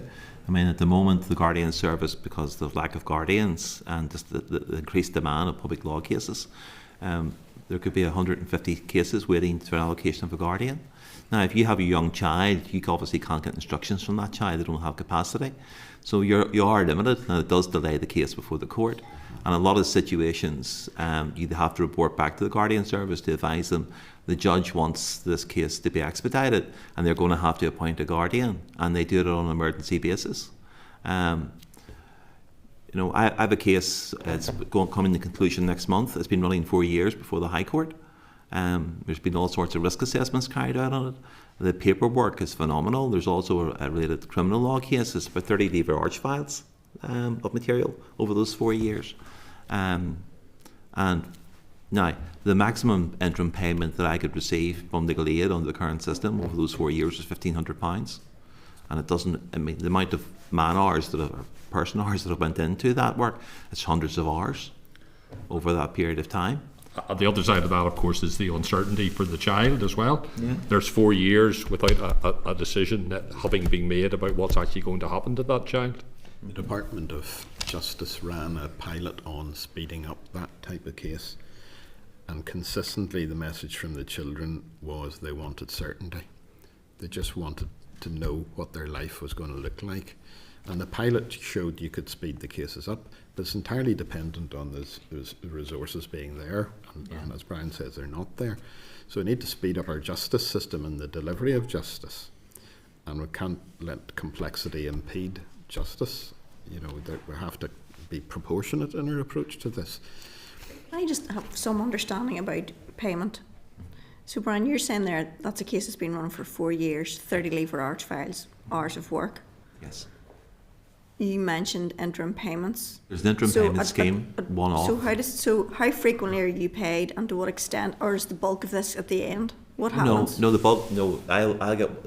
When I started the case during the first year, I applied for an interim payment. It was just after COVID, and it was £1,500 maximum. That's it, and that's all you've had. That's all you've had. That's only for cases at a certain level in the High Court. It doesn't apply to cases lower down the system. In the county court, 4 years with, and nothing will come until the end. No, it has to be assessed, but it'll have to be assessed. By the taxing I put my bill master? in by the taxing master on my hourly rate, on the rates that are. I think we'd have to acknowledge that when we met the Minister recently, she emphasised just looking at interim payments in criminal cases as well, because of the same phenomenon. You could wait years for the case to complete, and you can't get paid until it completes. Your firm could be shut. Yes, exactly. Yeah, yeah.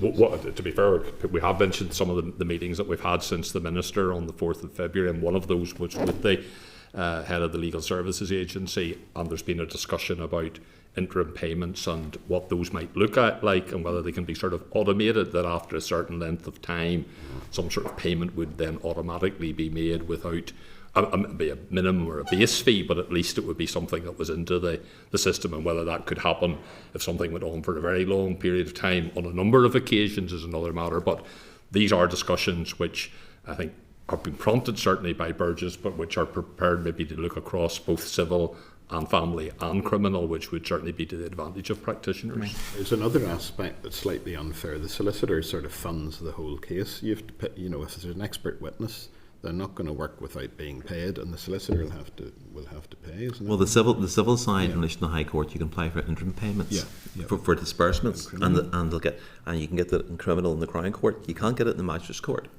because it some statutory provision for that. That again is something which would be assistance. So if you have a case where even in the Magistrates Court, an important medical was required, or a psychiatric report or something of that nature, the solicitor will actually have to pay for that to get the report. Increasingly, doctors, in the past they used to send it to you, and then they would know that they would wait for payment. They're not prepared to do that, so you as the solicitor in those cases have to make that payment, but there is no statutory provision in the Magistrates Court to allow you to get that paid back to you by way of an interim payment. So that again is something which we're pressing for and hopefully will be included going forward. Just very briefly while you're on this, before we bring in Justin, who's been extremely patient, how do the fees for expert witnesses compare with yours? Oh, there. Smile. I wish I was an expert. Basically, if you want to look at it, medical, forensic, accountants, all of which, and the irony is that the Legal Service Agency very rarely question the early rate put in by these experts, but somehow we're lesser experts in our field, and the fees that are paid for experts are huge compared to what we get. So the experts are allowed to set their own rates? They get paid an hourly. They'll be paid an hourly rate based on. I have to use it.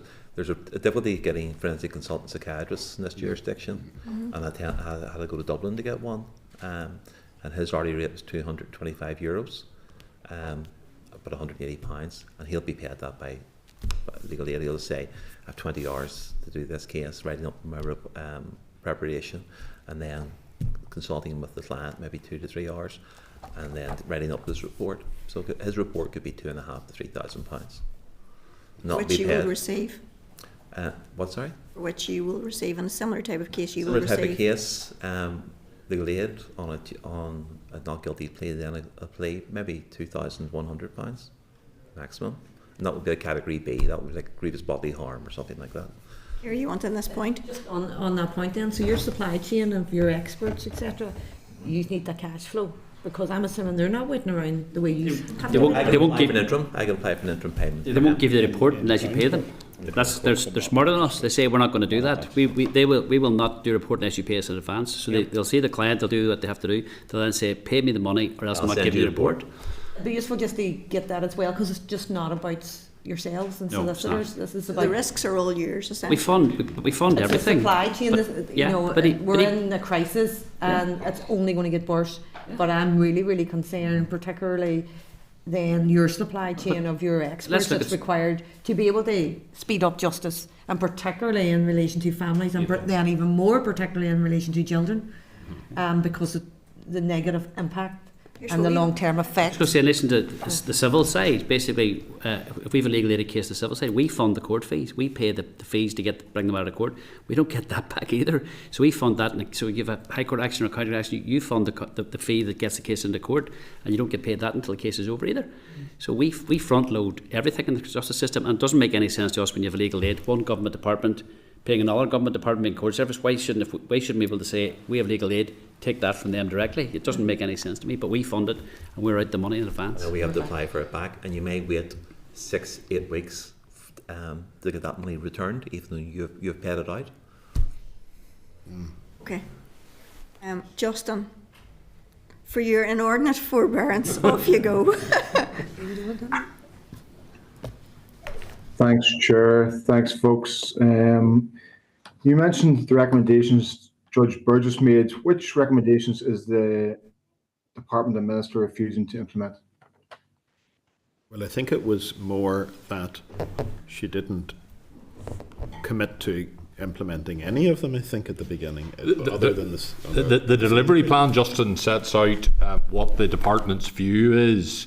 And some of them they have accepted. So it actually sets out, I think they're strangely the delivery plan doesn't identify or number the recommendations, but I think there are 36 of them.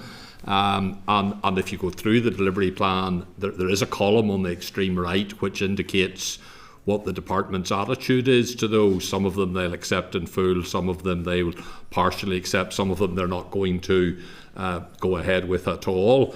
And one of the key issues here has been really with regard to what happens about fees after the interim increase, where the judge had indicated that there should be a working group set up to gather data and to settle fees going forward, and the department's initial reaction to that was that they would only gather or set up a working group to gather data and not move forward on that sort of second phase or further review of fees. And that seems to be something that there's been some movement on over the last period, with a judge going to charge, with Judge Burgess hopefully likely to chair that group. The Minister also said they weren't going to look at refresher fees in the Crown Court. And obviously your brief fee in a Crown Court, the fee paid to the solicitor is based on the charge, the classification of the charge, and your first day of trial. And the second day, you could be there from 10 o'clock, you'll be there from about 9:30 in the morning, 9:15, to maybe 4 o'clock or 5 o'clock, and the fee was £200. And that really doesn't pay your costs running your firm for the day.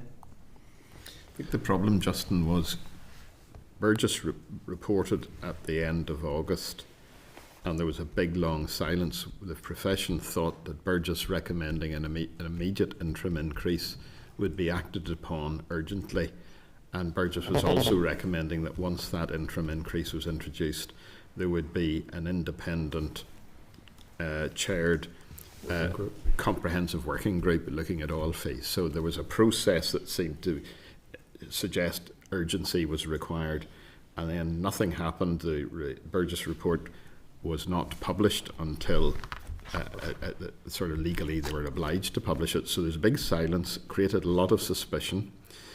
It was only on the 2nd of December that the Minister stood up and announced the Enabling Access to Justice programme. And even at that point, although she was very clear there would be a 16% increase in fees across the board, there was no clarity about the next step after that, which Burgess recommended would be an urgent review, independently chaired. In fairness, the Minister has now, a couple of months later, been much clearer that she does envisage a working group independently chaired.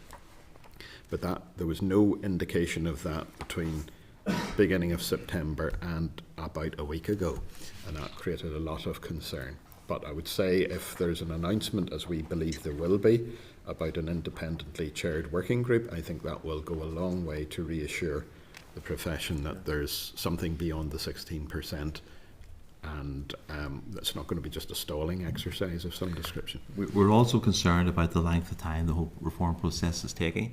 I mean, 2 years ago, David and I were here, and we were saying we were saying there's a crisis that needs to be looked at. The current programme of reform, we're told the Minister will take the rest of this mandate, which is another 18 months, 2 years, beyond, and then probably beyond. Yeah. So what we said, we needed an immediate injection of funding to keep the system running, while a reform programme then was progressed. So I think we're closer to that now than we were when the Minister made the statement in December. I think we're arriving at a point where I think we would regard that as a reasonable response, given the funding and other challenges the Minister has. I think we're more reassured by what we heard at our most recent meeting with the Minister. And if there's something in place by way of an independently chaired working group, I think broadly speaking we would be content to proceed on that basis. Thank you. Justin, have you anything further?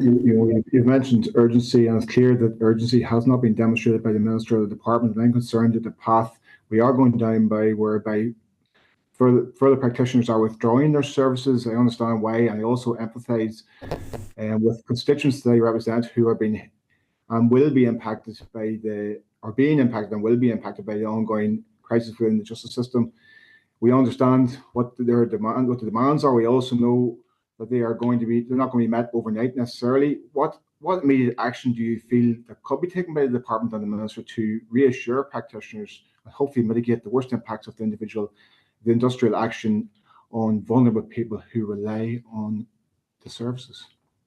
Well, one answer is to have the 16%. The 16% we may say is not sufficient, but at least if it was implemented to be available to cases that are already underway, that would be a step forward. And as said in my opening remarks, when the consultation was published, it would not have been available in any case until the case got legal aid in May, and then it would be a year or more before the benefit would be seen. So the more the minister can do to apply the 16% to cases that are already in the system, that would be a very significant improvement. Yeah, I think the difficulty is basically there's been a lack of confidence in the DOJ and the minister up to, and the gap between August and December wasn't helpful. But we are where we are, and we're now in a situation where we believe that we can engage with the minister and the department and moving forward. As David says, the 16% needs to be backdated. It needs to come into legislation as quick as possible, because there seems to be a bit of a slight concern that may not reach May when it's supposed to be tabled before the Assembly. The second thing we would say is there's some very simple things that the minister could do in relation to the Burgess review. We talked about refresher fees. Burgess recommended a 25% increase, not a 60% increase in refresher fees. The minister could announce that's going to happen. That would be a confidence building measure that would take very little difficulty to do that, and wouldn't cost an awful lot of money either, as far as we can see. And thirdly, the independent panel needs to be set up urgently. But more importantly than being set up, it needs to have a very strict timetable. It needs to have a timetable that allows it to actually give results, and then a commitment from the department that whatever the independent panel recommends will be acted upon. Because the concern is that, and you quite rightly identified, Justin, is that we're kicking the can down the road. We have a review, the review goes on for a number of months, panel comes out, makes recommendations, and then that takes another year for anything to happen. So we need a very strict timetable for that independent review to have recommendatory powers that the minister will act upon, as opposed to just saying, I'll take that into consideration. So those are the confidence building measures that would allow people to go forward with the process. And if they don't happen, the difficulty is once you lose that confidence, it's very hard to get it back. Very hard to get it back. Is there any evidence of practitioners who are now refusing to enter legal aid work because of the crisis in the justice system? I think that's probably right. Though what you find is that you probably find that if the system doesn't change, that firms will just slowly disappear. There'll be firms, people my age, when they retire, nobody replacing them. That firm that used to do it isn't there anymore. I'm not going to name firms. A number of firms in Belfast that were very big firms just disappear. Just people stop working, don't replace them. I don't know if you can actually identify anyone who says, I'm going to stop doing legal aid work at this point in time. It's very difficult to suddenly get yourself a new client base and a new set of work, so they may not do it immediately. But I think that it's a drip disappearance of firms that will lead to a situation whereby, as you talk about the network, as Deirdre talked about, the network of local solicitors will disappear because people will just stop doing it, or firms will stop existing. It's very hard to put. Nobody says to us, we're not doing legal aid work anymore, but it's happening on the ground, and it is a concern at the present time. You may be more. Practitioners may be more selective than about the legal aid work they do. A lot of firms over the last number of years have stopped doing immigration work because the fees were so poor. Family law, like I don't do any private family law cases now in the family proceedings court through legal aid because the fees, I just can't afford to do the work. That's what I meant by silent quitting. Yeah, people are just not doing the work. Brian's discontinued private family law. It's just not economic. We are hearing, though, reports from people who need a solicitor and can't get a solicitor to do certain categories of work. So that is happening. It's not. There's no big announcement, but they're just voting with their feet, and that change will be even more rapid. But we need to arrest that. That's why the minister's trying to do an immediate uplift in fees. But because we didn't think that would be nearly enough, we wanted this urgent comprehensive review independently chaired. Up until about 2 weeks ago, all we were hearing was there was going to be a data group to collect data. It would be chaired by an economist, and we had no clarity about what would follow that. But the minister certainly is now, I think, much more in our space, and I think has in mind, I understand it, to have an independent working group chaired independently, hopefully by someone like Judge Burgess, in whom we have confidence, and it will direct the data group exercise so that it doesn't run on too long. And I think that if we get that, I think we will certainly be prepared to engage, and that should see us through to the summer probably, and then we'll have to see what we get out of it. Yeah, and the immigration practitioners group obviously recently voted to commence industrial action as well, so that's another issue. But touching further to what Doug had mentioned, and you mentioned transparency and openness, are there any known abusers of legal aid system by practitioners who have turned legal aid into a mini industry, a money printing machine, which doesn't have necessarily a huge focus on justice delivery? And how does not publishing the list help to dispose of any concerns on that front? I'll give you a very simple answer: no. No. I mean, to say there are known abusers, I mean, if people are, if the state has suspicion that somebody's committing fraud, they should be investigated by the police, charged, a case brought to the PPS and taken to court, and the Law Society will fully support that process of that. In relation to the list, I don't think you can correlate publishing the list with potential fraud. I think that's very unfair to do that. The other thing, not necessarily you're making that correlation. I'm saying in terms of openness and transparency, I don't actually have an issue with the list. It actually got to the stage where members would be quite proud to be on the list to show how well their firms are doing, and it would be discussed amongst practitioners. But the answer, Justin, is there was a major initiative by the Legal Services Agency to measure and to reduce fraud and error, and it's consistently reported that there's no supplier fraud. The problem is errors, technical errors in the system. So there is a published, publicly available exercise to make sure there isn't abuse of the system. That should be the reassurance you require as an elected representative. Yeah. The vast majority of cases in the Magistrates Court, vast majority of cases in the Magistrates Court and the Crown Court are paid fixed fees. So there's no room for fraud in relation to that.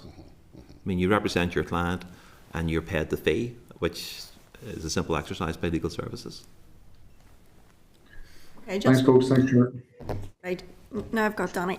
Folks, I'm acutely conscious of time, so if Danny, I apologise to do this. It's only one question anyway. But I'm just aiming that everybody, all of us, can be as succinct as possible, please, at this juncture. Thank you, Danny. It's only coming back in. Thank you. It's very informative. It was just really, did the Minister give you any timelines on all of what you've said out today? Now, the 16%, the backdating, and then obviously the independent working group. Do we have actual timelines? I think we'll expect clarity around that in the next week, I would imagine. The 16% will be legislated for in May. We've asked for it to be applied to cases that are in the system. Mm-hmm. The Minister's looking at that, and I think we'll get clarity on that reasonably soon. The other bit that's missing is the independent working group. I understand there were discussions with a prospective chair of an independent working group, and terms of reference for that were discussed earlier this week, and there may be an announcement forthcoming maybe this week or next.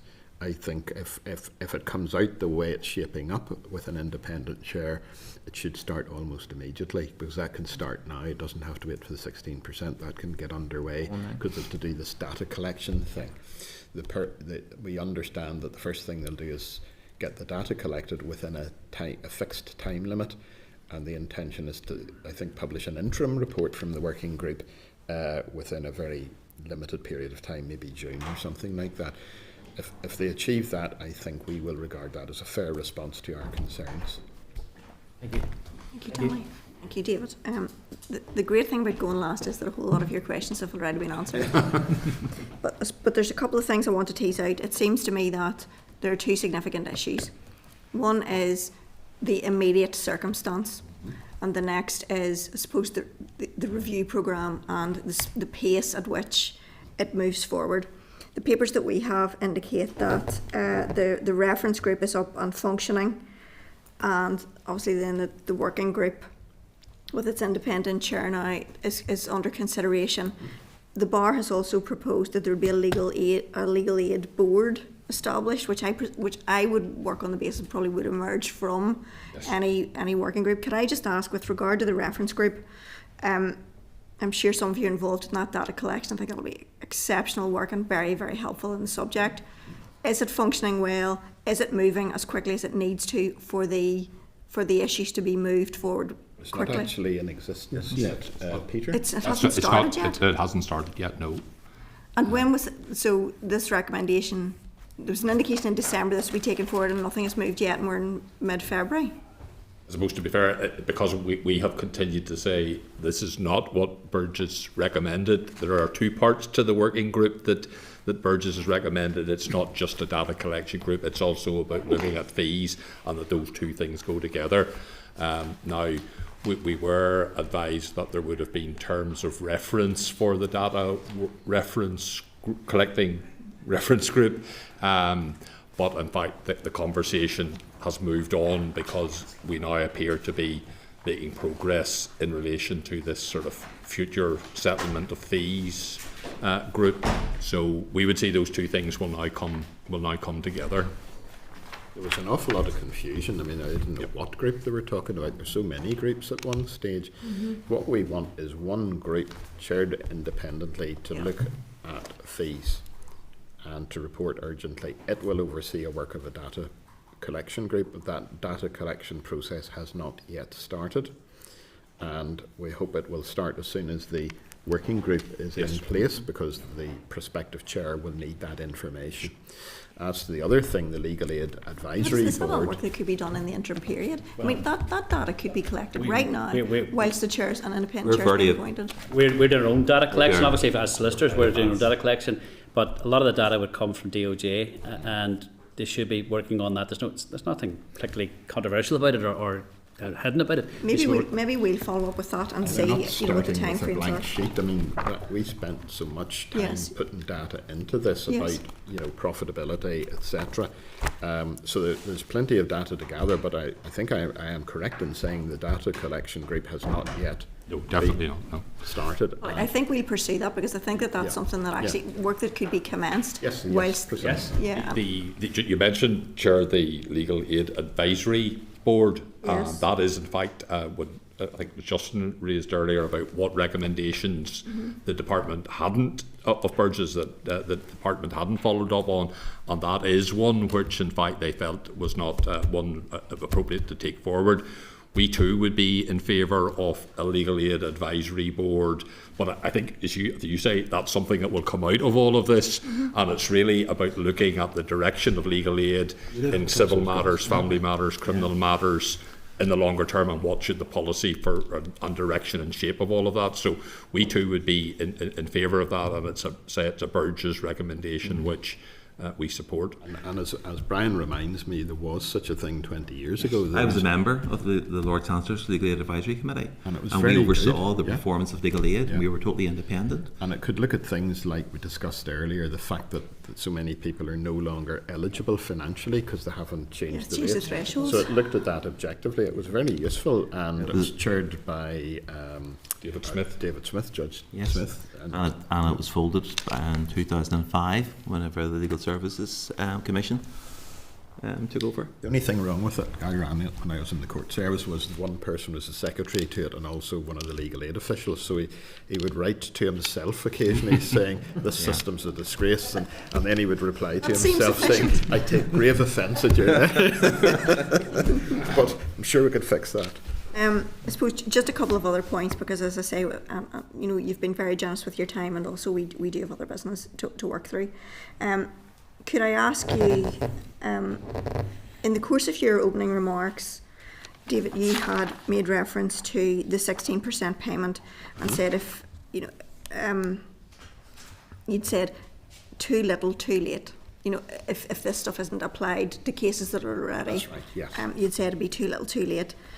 Could I ask what do you mean by that? And if this is not rectified and addressed within a year, in the course of that year, how many firms are likely to go to the wall in that period? Firms live off their overdraft, And you find, I mean, through myself, I find every month I'm coming up to the limit of my overdraft, and then I'm hoping for either private fees or legal aid fees to come in. And civil fees, private fees, are subsidising the delays with legal aid. Now, we're mixed practices. We do legal aid work and private work. It also impacts on legal aid, but one of the things that I was hoping for this year was the increase in the county court scale. The County Court Rules Committee asked for recommended 23%, because it hadn't been increased since 2018, and that went to the Minister before Christmas, and I'm told that it was delayed because there was an impact assessment on that on legal aid. In reality, the County Court cost to legal aid is quite limited, because the vast majority of cases are successful. And I mean, in the course of 30 years in practice, I wouldn't have put 10 civil reports into legal aid for payment of cases, because they either tend to settle or you're being successful in award in court. So you need legal aid to bring the case, but it's not a cost to the legal aid system, because the insurance company will pay it at the end of the day. So that's a very good, county court system's a brilliant system. It's scale costs, it's operated fairly for years. Quite why the Minister has sent it back to the County Court Rules Committee, saying it will cause inflation. I just think that's a misunderstanding, but the County Court Rules Committee are looking at that. The reason I said too little too late was if it was applied prospectively, the 16%, nobody here would see any benefit of that for at least a year. I understand.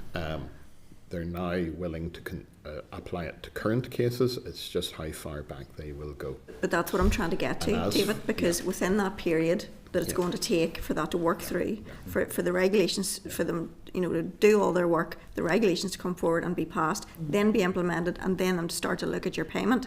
Yes. How many firms, have you any data as to how many firms can survive, or are likely to not survive that period? I'd love to give you a crisp answer. I think it's more. There's very few firms that do exclusively legal aid work, very few.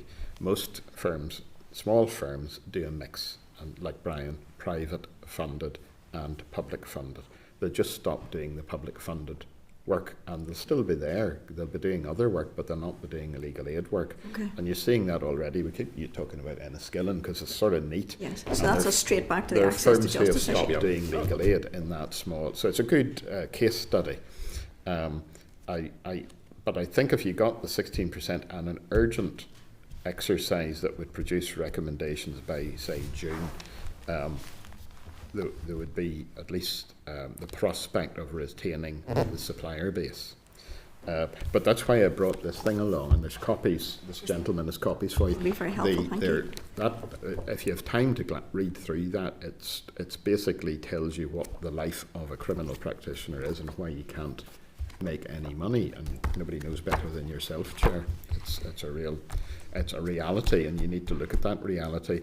16% is not going to transform it, nor is any further increase, but it will keep the businesses running until more fundamental reform is possible, and we are trying to do our part of that. I explained about apprenticeships and other ways to try to attract people into those firms, because they are the community legal service that we all take for granted.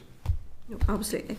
I suppose just a couple of other points on the bigger scale, and then I want to come back to present day. In terms of, and you've outlined some of this, but I just want to be crystal clear. Is there any other aspect, any other than that which you have already brought to our attention, which is critical to you, but which they have not accepted, that they'll move on? There's one thing that just strikes me when we've been talking is financial eligibility, something which has come in. There used to be a system called Green Form. You give advice and assistance to people, which they come in with their housing problems, their even criminal matters as well, and come in, you give advice and you could claim for that time spent on that. The Legal Aid Department have now applied, there's £1,000 capital threshold for that, which means if you have more than £1,000 capital, you cannot get that advice and assistance. So we can't give that, or we're doing it pro bono, which is more likely doing pro bono. But people who are on benefits, our view is that anyone who's on benefits, the state has assessed that they are required to get welfare help. Anyone who's on state benefits should be entitled to get legal advice benefits as well. But this capital threshold, which hasn't changed in over 30 years, is causing a major problem. It means that area of advice is just not available at the present time. So a classic example of that would be the old age pensioner who receives benefit, who's saving for his or her funeral, they save more than £1,000. They're no longer eligible for green form legal aid advice. Yeah, the system meant that if you basically the system got damaged badly when they broke the link between welfare benefits and qualifying for legal aid. That was a very straightforward system. When they broke that linkage, you really have problems. And for green form, they were asking, the legal services agency are asking for bank details. These people don't have banks. They maybe don't have an account at all. You know, it's really it's not realistic the way they've gone about it. An invasive process in terms of assessment. I mean, they've killed green form. Green form is a great system. People could get access to help. The solicitor would get paid for the advice they provided, and it was beneficial to the client who got legal help, and it gave a little bit of cash flow to the firm. And they're just basically... Was that just stopped in Northern Ireland, or that was just a Northern Ireland issue? Here. I remember doing the green forms. It was for 2 hours work, £88. It's still the same. 88, 89 You can't get any more. You can't get it. And I mean, you've also got a situation, if you have an issue for a prisoner and you go and speak to the prisoner, and you're not claiming it under an existing certificate, a criminal legal aid certificate, if it's a entirely separate matter, you have to get 3 months bank statements for that person, and he may have been in custody for 10 years, and you have to know it's almost impossible to claim for green form assistance for somebody in that situation. Bingo accounts and bookmakers accounts. That's exactly right. I think administrative hurdles are such that so many practitioners just say, "No, it's not worth it. I just can't do it. It's not, because you don't get paid for doing that." But the simple answer is to make legal aid eligibility in line with unemployment benefit. Basically, that's the simple answer. Yeah. Universal credit. Okay, so that would be something that's helpful. Even if that group, the working group, could look at that sort of issue, or something like a legal advisory board, which Peter's talking about, those would make a big difference for citizens getting legal help. Access to justice. Yeah, it's actually a key issue in relation to in criminal legal aid. While if you get advice in a police station, then that is covered because it's non-merits tested.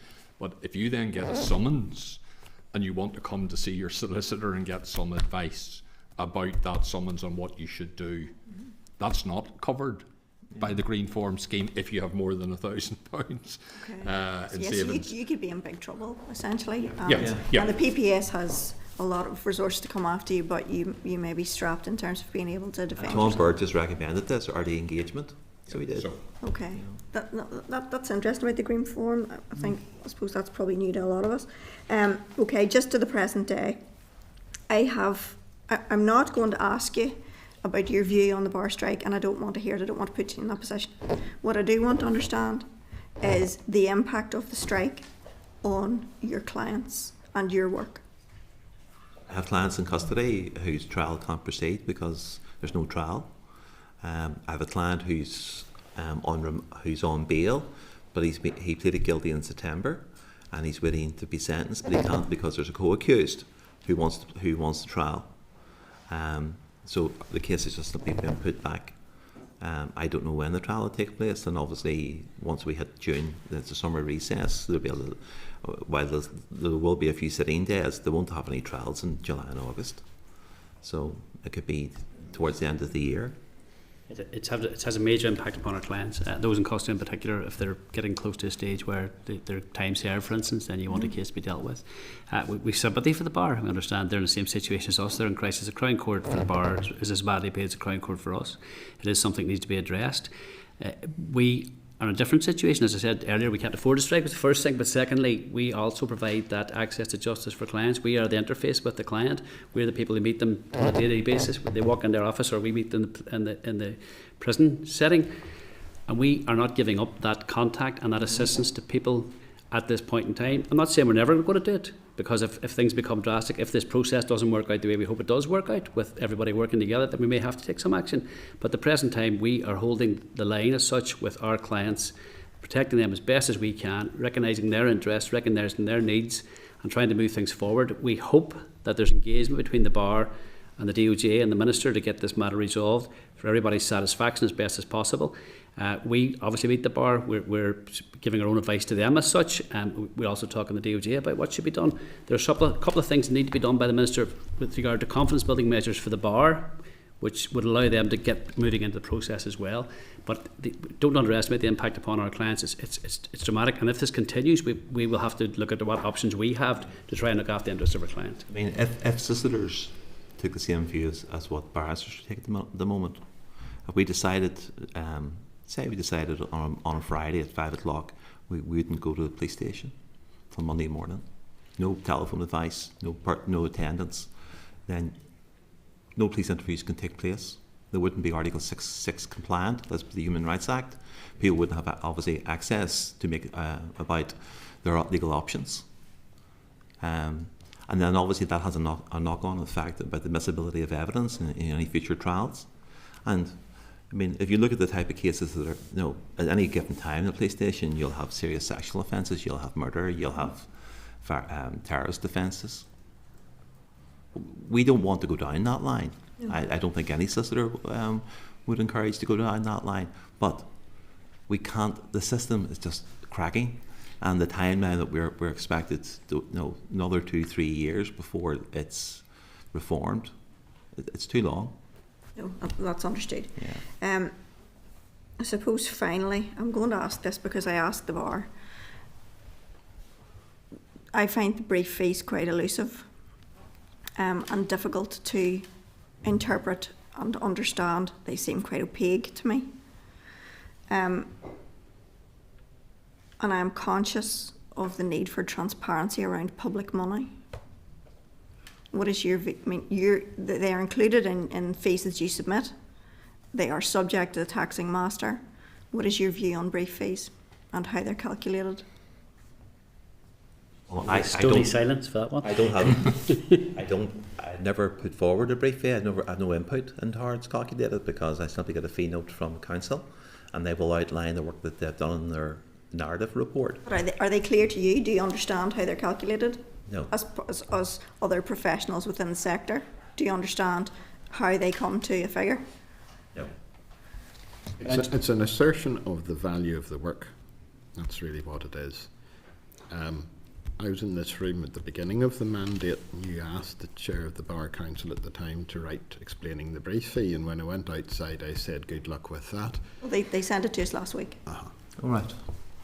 Just on that touch upon taxation, which is slightly out with the remit of the Burgess and Enabling Justice, but yes.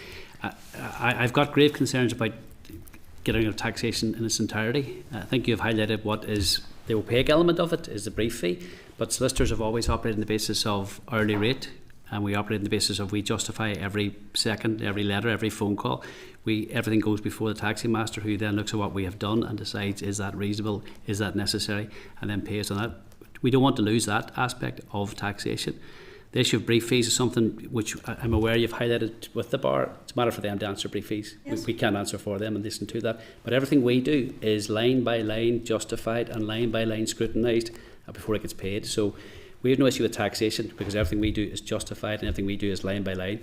So that's why we want to retain taxation for that purpose, but we do understand the difficulties that the committee have with taxation works in every common law jurisdiction. They have it in the Republic of Ireland, they have it in Scotland, they have it in England and Wales. As far as this is concerned, we work off set hourly. We have no control over. We don't set our own hourly rate in taxation. That's a matter for the taxing master, and he's presently going through a process of reviewing the rate. And we expect maybe by Easter there will be a decision on that. But all we can do is we submit our, as Pierce says, we submit our report. Our cases and the paperwork can be inspected by the taxing master, and if there's an issue, we can go in and explain the position why there's a higher cost in this area. But as far as the brief fee is concerned, the bar, they can speak for themselves. And I get that. I just kind of wanted to know kind of what your view on it was and whether you had any greater understanding. I've never had any discussion with council about whether you had any greater understanding than we had. No, that's fair enough.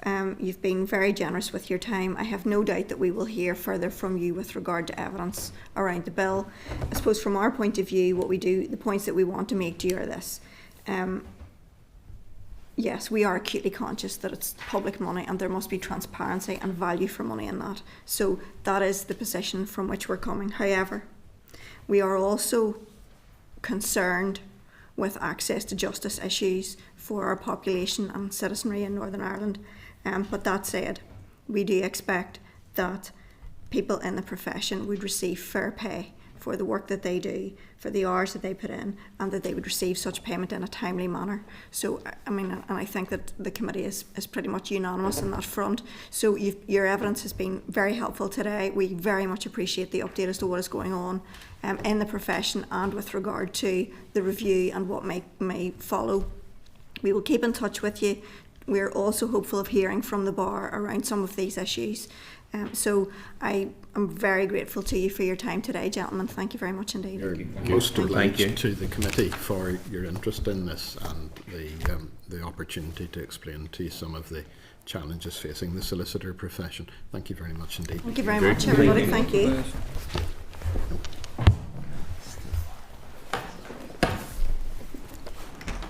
That was really helpful. Thank you. Justin, do you want to come back in? Yeah, Chair. Listen, I was most impressed by the evidence provided there by the solicitors, and like you, would like us to mirror your views. But where is the Minister? Why is the Minister not before us answering these questions? We've got a letter from the Minister in our pack which is undated. Is it customary to receive letters from the Minister undated? Where is the Minister? Why is she not here to answer questions? I suppose that we haven't asked her to come. I mean, the issue is, do members wish to hear from the Minister on this, or do you wish to allow negotiations to continue? You know, how that's a matter for this committee to decide, just and for the members of this committee to make their determination as to whether they want to hear from the Minister on this subject. Do people have strong views on that? I have a strong view. I feel the Minister should be here answering we're talking about access to justice, and the people who are most vulnerable in our society who are now being prevented access to justice, and with no Minister here to answer questions on it. I think it's a very important issue for the Minister to be presenting to us on. I'm certainly open to it if members would want to come in. Yeah. Connie? Yeah, Chair, thank you. I'm always happy for the Minister to come before committee to tell us about her work, and I do find it a bit strange, Justin, that you'd ask where she is today when she wasn't invited by the committee. So if we send her an invite, then certainly I'd like to hear from her. Do members wish to hear from the Minister on this subject? Yeah. Is there anything else you would want to be raising with the Minister while she's in front of us?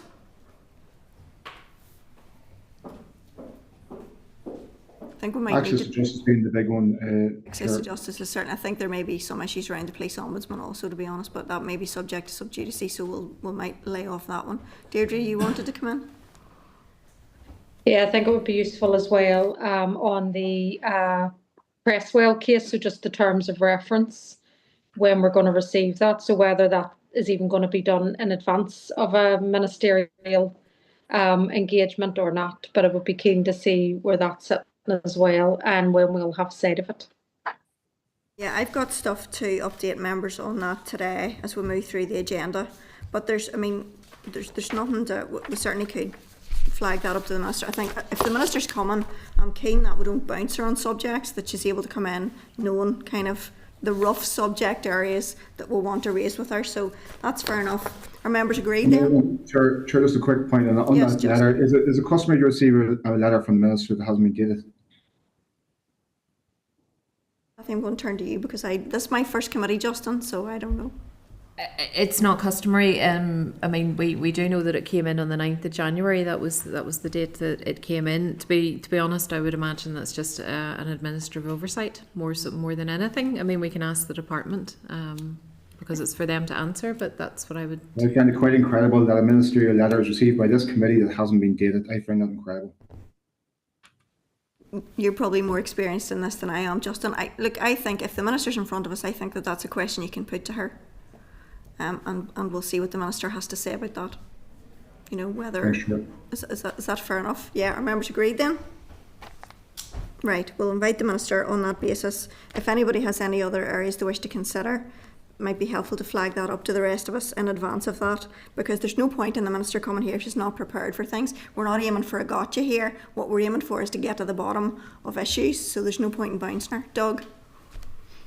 Yeah, Chair, I wouldn't mind sort of speaking to her about the review that took place of the policing board and get her thoughts on that as well. If that's it, we're able to question her in regards to that.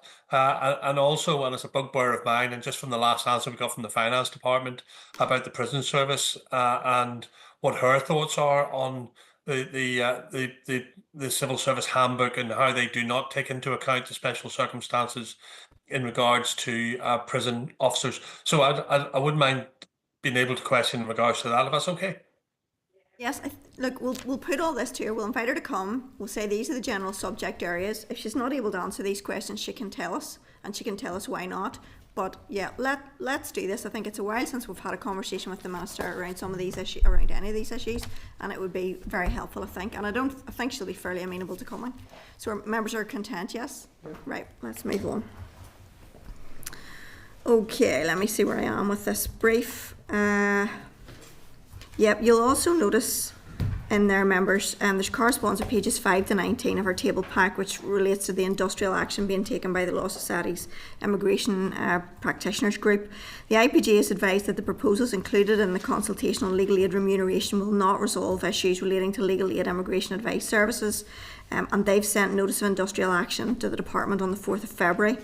At the time of issuing the correspondence to the committee, which was the 11th of February, the IPG stated that it had not had a response to its request for a meeting. So perhaps we should be writing to the department to seek its response to the demands set out in the IPG's correspondence. Are members content with that? Yeah. Yeah. Deirdre, are you flagging? Are you waving? Yeah, no, I was just going to say this is a concerning issue because we heard it in the previous presentation just around the complexities of these types of cases. And I do have a concern even in terms of geographically.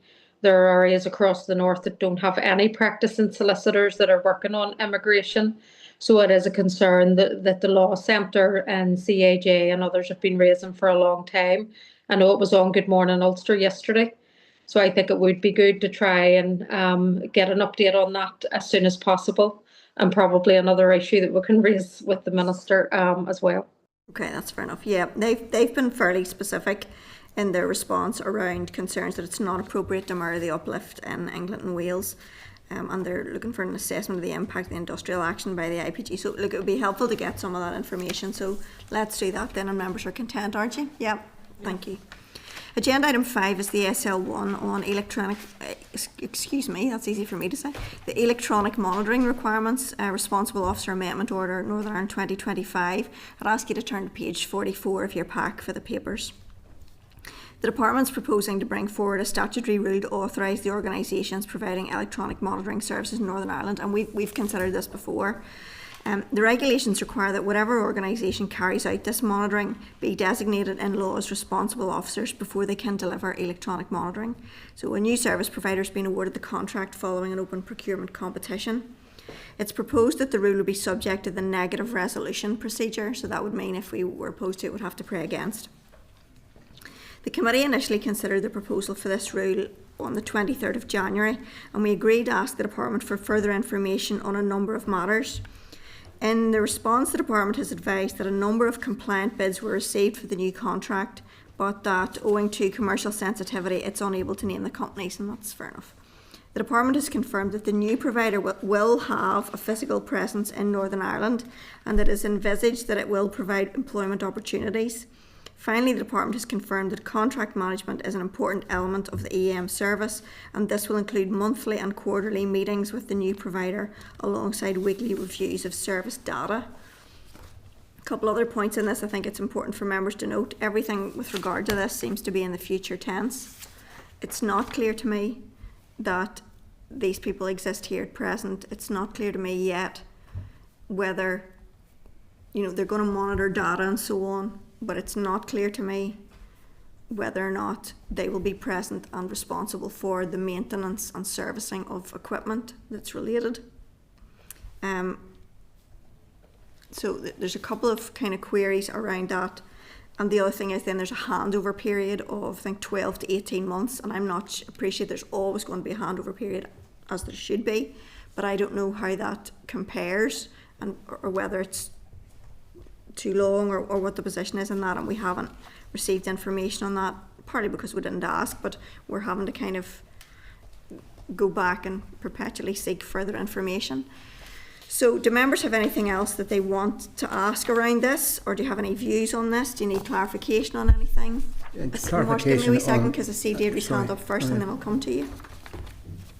Deirdre? Yeah, thanks very much, Chair. I know I had raised this last time, and again, I suppose the letter from the department doesn't give much more clarity. There's still questions, and I would have concerns, particularly around, I mean, these issues and how they're felt on the ground, and particularly even with the last contract, and why their contract maybe wasn't renewed. But there are issues in terms of those who are tagged, the impact on the community, and more importantly, the monitoring situation. And I don't feel the response fully gives us an update on those issues. So I don't know whether we go back in writing, or we ask the officials that would deal with this, not just from a contractual point of view, but also the implementation of how this is going to work. You know, it says that, you know, there may be further employment, but is that built into the contract or not? Is it going to be people who are permanently here? How is that going to be monitored, and particularly those that breach conditions? What is the follow-up, and have we the confidence that it's going to be, you know, the company's going to be based here in order to do that? So I do feel that we need a bit more clarity in terms of how this is going to roll out. Thanks. Thank you, Deirdre. Before we kind of move to what we're going to do, and then I'm going to bring Morris, and then we can dress all of it together. Go ahead, Morris. I have concerns about the compatibility of the software. Has it been tested? You know, if this is going to be rolled out, it's going to be rolled out from point A forwards, and the problems that could arise from point A, nobody seems to have factored anything in. So the compatibility of the electronic monitoring services, I would like an update that it is compatible, and we're not going to have problems down the line. Members, do you want to do this in writing, or do you want to bring some officials in? It'd be useful to bring them in, given that we did write, and it was quite evasive, the information we received back. So there's just a couple of things we want to flag up. One, we're away at the court service next week, and the agenda for the 27th is horrific. So I'm just flagging that up, and obviously the Minister at this point is trying to, I think they're trying to move on this on the 1st of March, isn't it? They're trying to move. So I'm also conscious of time, but I think that, you know, like, at the end of the day, statutory rules are also law. They mightn't be done in that chamber all the time, but they're also law, and there's significant implications for our people. So if we've got queries, far better to address them than look back with regret, is my view on these things. So what's your view? Happy enough to have an oral briefing then on this, and we can put whatever we need, and if it's 15 minutes, that's great, then that's it sorted. Yes? So you, Chair, if it's urgent, I'd be happy enough with a written explanation about the compatibility and all that going forward. Just that there's some other issues too, Morris, and the trouble with it is that they write and then we have further questions, and maybe it's just better to get them in and get it addressed. You know, and sure, if that takes them 10 minutes, well sure, that's all the better. It's an easy day for them and for us. All right, that's great. Members content then, that's all day. Lovely, thank you. Agenda item 6 is the Fostering Placement and Fostering Agency Regulations Northern Ireland 2025, and you'll see that we've got a written paper from the Department of Health. That's page 57 of your pack. At our meeting on the 16th of January 2025, we considered a written paper from the Department of Health advising of its intention to make the statutory rule relating to fostering placement and fostering agency regulations. And while the formal consideration of the proposal for the rule is a matter for the Committee for Health and not us, the SL1 was shared with this committee because it's proposing to introduce offences.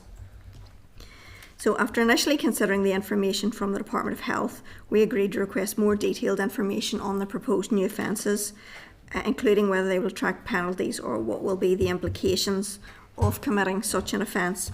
You'll see that the Department of Health has now provided more detailed information on those proposed offences in the response, which begins at page 100 of the pack, and there's a particularly useful annex within that. The response The response indicates that the introduction of the proposed offences was discussed and agreed with the Department of Health's legal advisors and officials from the DOJ. The Committee for Health considered the ASL1 at its meeting on the 6th of February, and they agreed that they were content with the proposed rule. So can I ask whether or not we, as members of the Committee for Justice, are content with the additional information provided by the Department of Health? First of all, are you content, or is there any further clarification you would seek at this juncture, or any further information you would require or want? Ciara? Just the one thing I'd like to highlight was in relation to the Department of Health, and that they're hoping this can go forward basically at the end of this month, where the Department of Health then are going to issue guidelines. So I'm just conscious of it's been fast tracked to move forward. I know they've waited such a long time, so it's pretty urgent that it does happen. They increase the capacity of foster parents. But I would love to see as and when the Department of Health is going to produce the guidelines for these new agencies, particularly, and then likewise, obviously the RQIA regulation, that's going to take months. So what you're saying is they're implementing, but they don't have the framework ready? Yeah, essentially, okay. That's just the only thing that I would have concern about, but I recognise the importance of it and the need. But that's just the two areas that in reading it, I was kind of weary of, whereby we're moving forward with these regulations, but the actual work behind it to get it up and running. So it's basically the practicalities of introducing law whenever there's nothing behind it to kind of outline how it should be worked. Okay, well, we can flag that up, I think, to the Committee for Health. Now, does that mean beyond that, are we content for this to go ahead, or do we want to see then? What do you want to do? Well, Chair, just to practically, now the Committee for Health has already agreed it, so it will be proceeding anyway. There's nothing obviously to prevent this committee from flagging up the concerns it has on the, as you say, the framework and what is actually going to support this, and that it won't be in place by the time the regulations come into effect. But this committee won't have a role in stopping the legislation proceeding unless it's negative. So if someone was really concerned, they could put down the prayer themselves. Prayer against it. So is that how it's going to be dealt with? Is it going to be dealt with by negative resolution? I think, yeah. Is it? Mm-hmm. So which and the trouble with that is it means that there won't be a debate on the House. So because I was thinking there could be an opportunity then in the course of the debate for the Committee for Health to relay in the debate the Committee for Justice's concerns around, look, we're a bit concerned with some of the frameworks in this, and then maybe a cart before the horse situation. But if there's not an opportunity, still I think it's important that our views are put on record to the Committee for Health, and probably the department too, actually. Okay. Both departments maybe. So we're not going to stop it, it's going to go ahead, but at least we've put our concerns on the record, and sometimes that's as good as you can get. But good spot. Thanks, Ciara. Are members content with that approach? Yep. Yeah, all right. Agenda item 7 is the draft budget 2025-26 non-departmental public bodies written papers. So if you'd go to page 106 of your pack, would I say at our meeting on the 23rd of January, we agreed to request views of the Policing Board, the PSNI and the Department's other non-departmental public bodies on their draft budget position. You can see that so far responses have come in from SIGINI, the Probation Board, the Police Rehabilitation and Retraining Trust and the Police Ombudsman. Are members content to note those papers? Or is there anything you want to raise from within them? Just one thing I want to raise, and it's not so much what's in the papers, but it's particularly the Probation Board. And I'd be keen to ask the department what ongoing work, because of the high level, as we know, of reoffending that we currently have. What is the department doing to support cross-departmental work in looking and winding out the support available for people to reduce reoffending? And Probation Board have highlighted it. And given the current budget constraints, they see that it's a core gap, and as we know, that's a core need. So if we could ask that on the basis of Probation Board's update. Is that okay?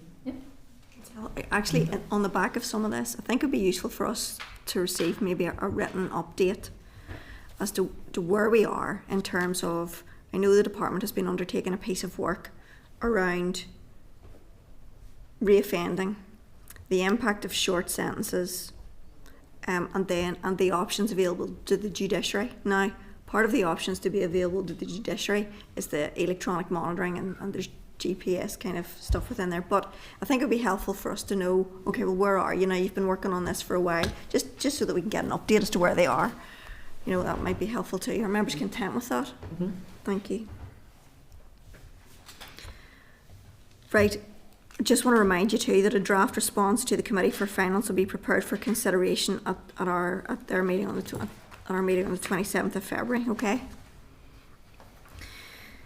Agenda item 8 then is correspondence. Members, there's a correspondence memo and 4 items of correspondence at pages 118 to 275 of the pack. I'm going to draw your attention to one of the items, and then as ever I'm going to throw open the floor, and anything else that you want to say or raise then please do. Can I ask you to turn your attention to item 8.2, which is correspondence from the department at page 120 of the pack, and that's a response to the committee's request for information about the PSNI Injury on Duty scheme and the Policing Board.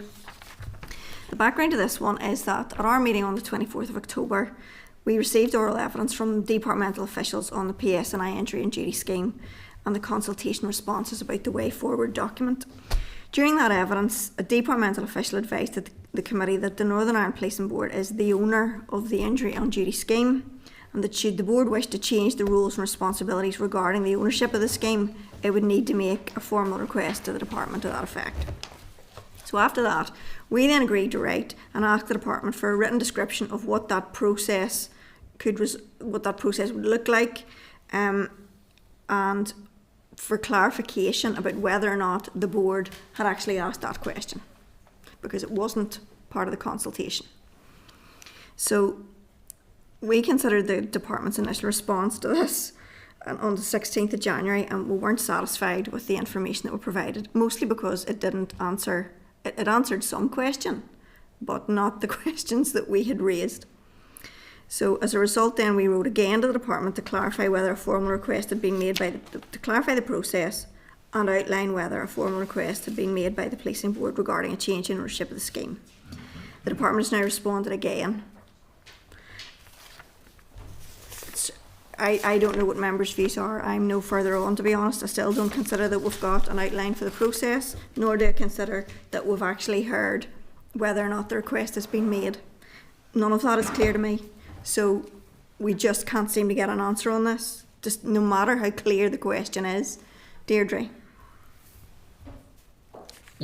Yeah, Chair, I was going to raise similar concerns. I'm just concerned that this just elongates the process further, and I would be keen, obviously, I know we're going to hear from the Policing Board as part of the evidence session for the Justice Bill, but I would be keen to garner their views on this, and I would also be keen as a committee, obviously depending on committee's agreement at some point.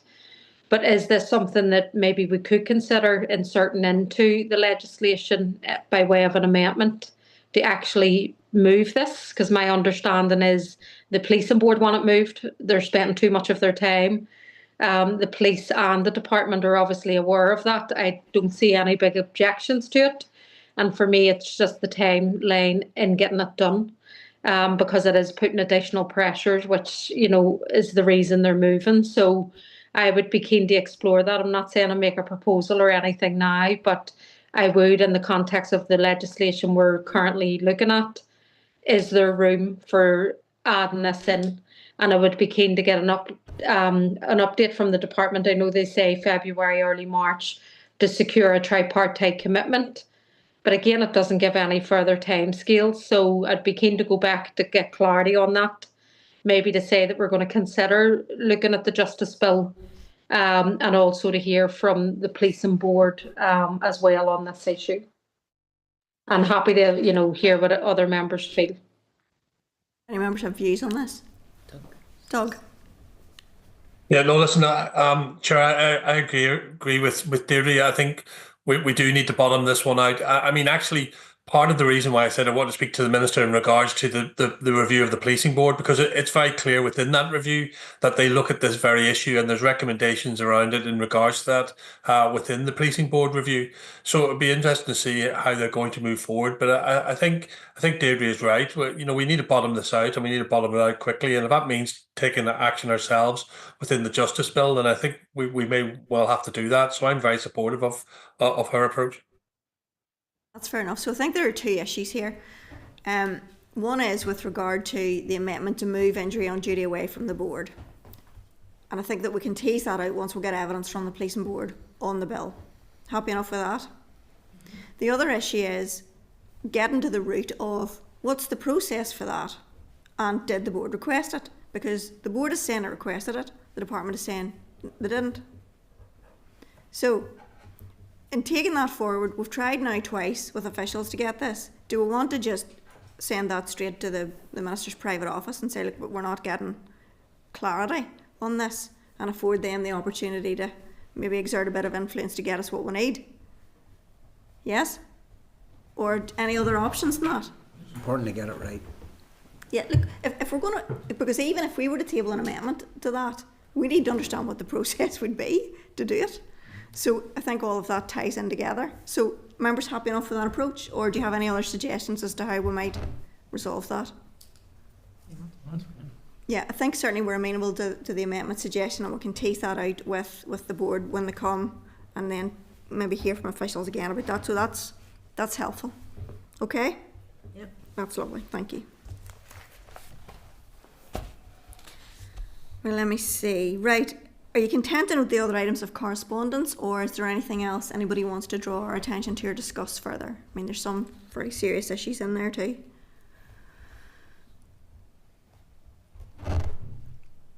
Everybody's content. Look, we've fairly serious papers in there, but I think everybody's content that pretty much they're just updates at this juncture. Yes? Yeah. Okay, thank you.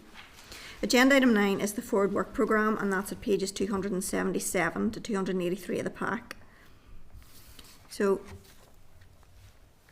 I just a couple of things on this. I'm going to propose that we move the report on domestic abuse to the 6th of March from the 27th of February. Not least because we've added in a couple of things ourselves today, but also because on the 27th we need to be looking at the SL1 on the extension of live link stuff again. It's that time again. Before we get the bill through, it's the coronavirus stuff we've got to go through, so that's going to be quite a heavy meeting. All right, are members content with that? Chair, on the 27th, there's 3 oral briefings. There needs to be some way of curtailing the length of time they take place. We had a very detailed oral briefing here today, but I think it overran. There's no, and that's my fault, Morris. No, it's not your fault. Oh, no, it is. It genuinely is. One question was asked and 3 different people answered it. So. And I probably could have put a stop to that. The reason that I didn't today was because it was a fairly light agenda, and it's an important issue to air out. Once we get to, look, we're having 3 oral briefings, then I will curtail people, including members, much more, or I will try. It'll kill me, but I'll try. Because no, I think it's important, but we also need to be succinct then in our questioning. So, and that's why we try to coordinate things and stuff in advance. But Mars, that's a fair point, well made, and I'll take it on board. And I trust that everybody else who's in this room with me will too. No, absolutely. Thanks. Right. Okay. Then just with regard to that Coronavirus Act, so the Department has asked if we can include consideration of live links on the agenda for the meeting of the 27th of February. It hadn't been included in the work programme that the Department previously sent us, but they've apologised for the oversight, advising that officials were focusing on preparing the live links amendments for the Justice Bill. So are you content to schedule the SL1 for the meeting on the 27th? Yeah? Yep. All right, thanks. Mental health and criminal justice system then. So members, just a reminder that in response to our previous request, RAISE had prepared a paper on mental health courts for the committee. Are you agreed that we can just slot that in at a suitable date, just as we see how things are panning out in terms of evidence and the other bits and pieces that we'll have to consider? Yeah? Thank you, that's helpful. And then the bottom line then is, can we proceed with the sessions in the draft forward work programme subject to the changes that we've agreed today? Yeah? Look, I think we all understand that's never set in stone. We need to move things about, you know, as to people's availability. Agenda item 10 then is chairperson's business. And the only thing that I had was that related to the Cresswell Simpson case. So we've got a letter back from the Dallow. Cathy sent off her letter as we had requested. We've got a letter back from the Dallow that reads, and it'll be included in next week's pack. Thank you for your letter dated 31st of January. The department was awaiting and has only recently received comments on the terms of reference from the key agencies involved in the review. These are being considered by the department, which is also engaging with the prospective independent reviewer. It's anticipated the terms of reference will be finalised and shared with the committee week commencing 17th of February. So can you note that, and then it'll be in your packs next week? Thank you. Kathy? Sorry, Chair. Just to come in, because there's no meeting next week. Sorry, apologies. I would propose actually that when we get that, I know it's very of members of a keen interest in that. So when we receive it, we'll probably circulate it actually by email next week, and then we can include it in the pack for the following week, if that's okay. That's totally my fault and force of habit. Just keep referring to next week. Yes, I forget that we're out next week. Yep, dead on. Right. Any other business? No? Then the date, time and place of next meeting. So we've committee visit next week to the Courts and Tribunal Service at Laganside House. Any information that comes in from the Court Service in advance of that will be circulated. I presume that you'll circulate us with information with regard to parking and stuff for anybody who's going to that. Danny, I don't know if you've been included in that, have you? Have you got all that you need for that? Yes, I think I do. You're sorted? Okay, that's good. All right, so following that visit then, our actual next meeting in here is going to be Thursday the 27th of February at 2 p.m. Members, the meeting is adjourned. Thank you. Committee Room 30, sound.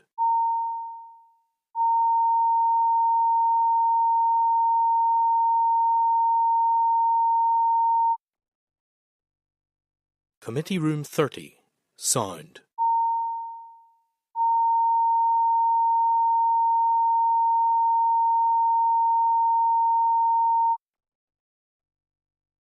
Committee Room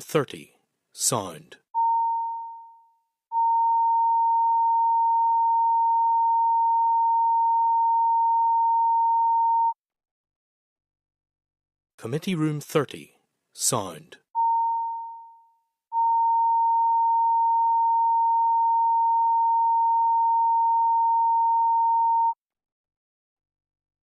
Committee Room 30, sound.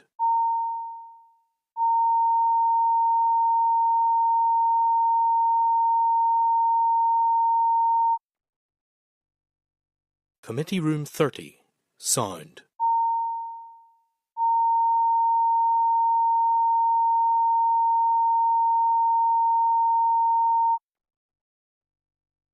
Committee Room 30, sound.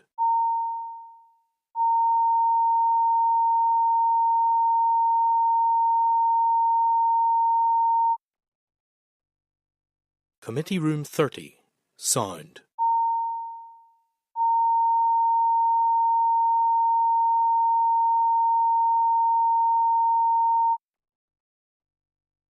Committee Room 30, sound.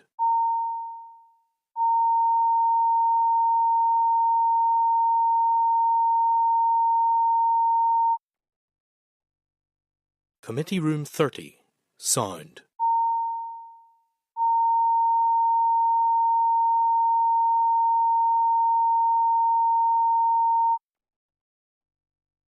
Committee Room 30, sound. Committee Room 30, sound. Committee Room 30, sound.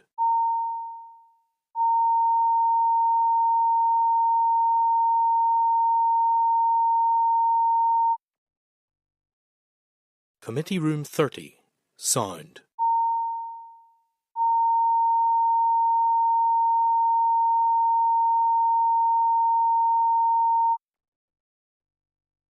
Committee Room 30, sound.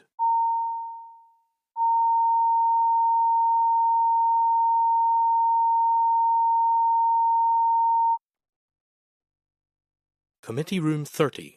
Sound.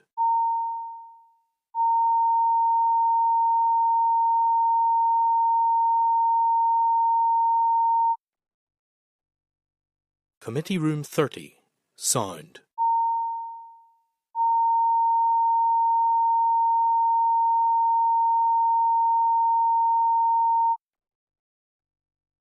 Committee Room 30. Sound.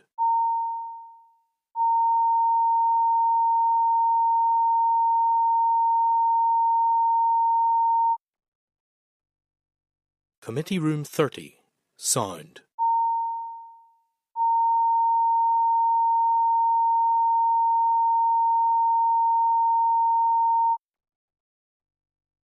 Committee Room 30. Sound.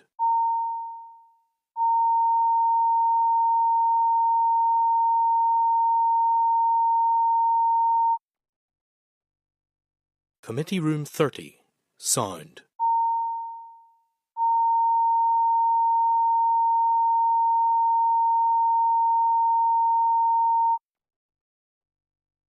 Committee Room 30. Sound.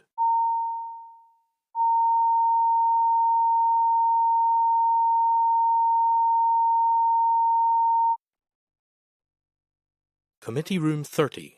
Sound.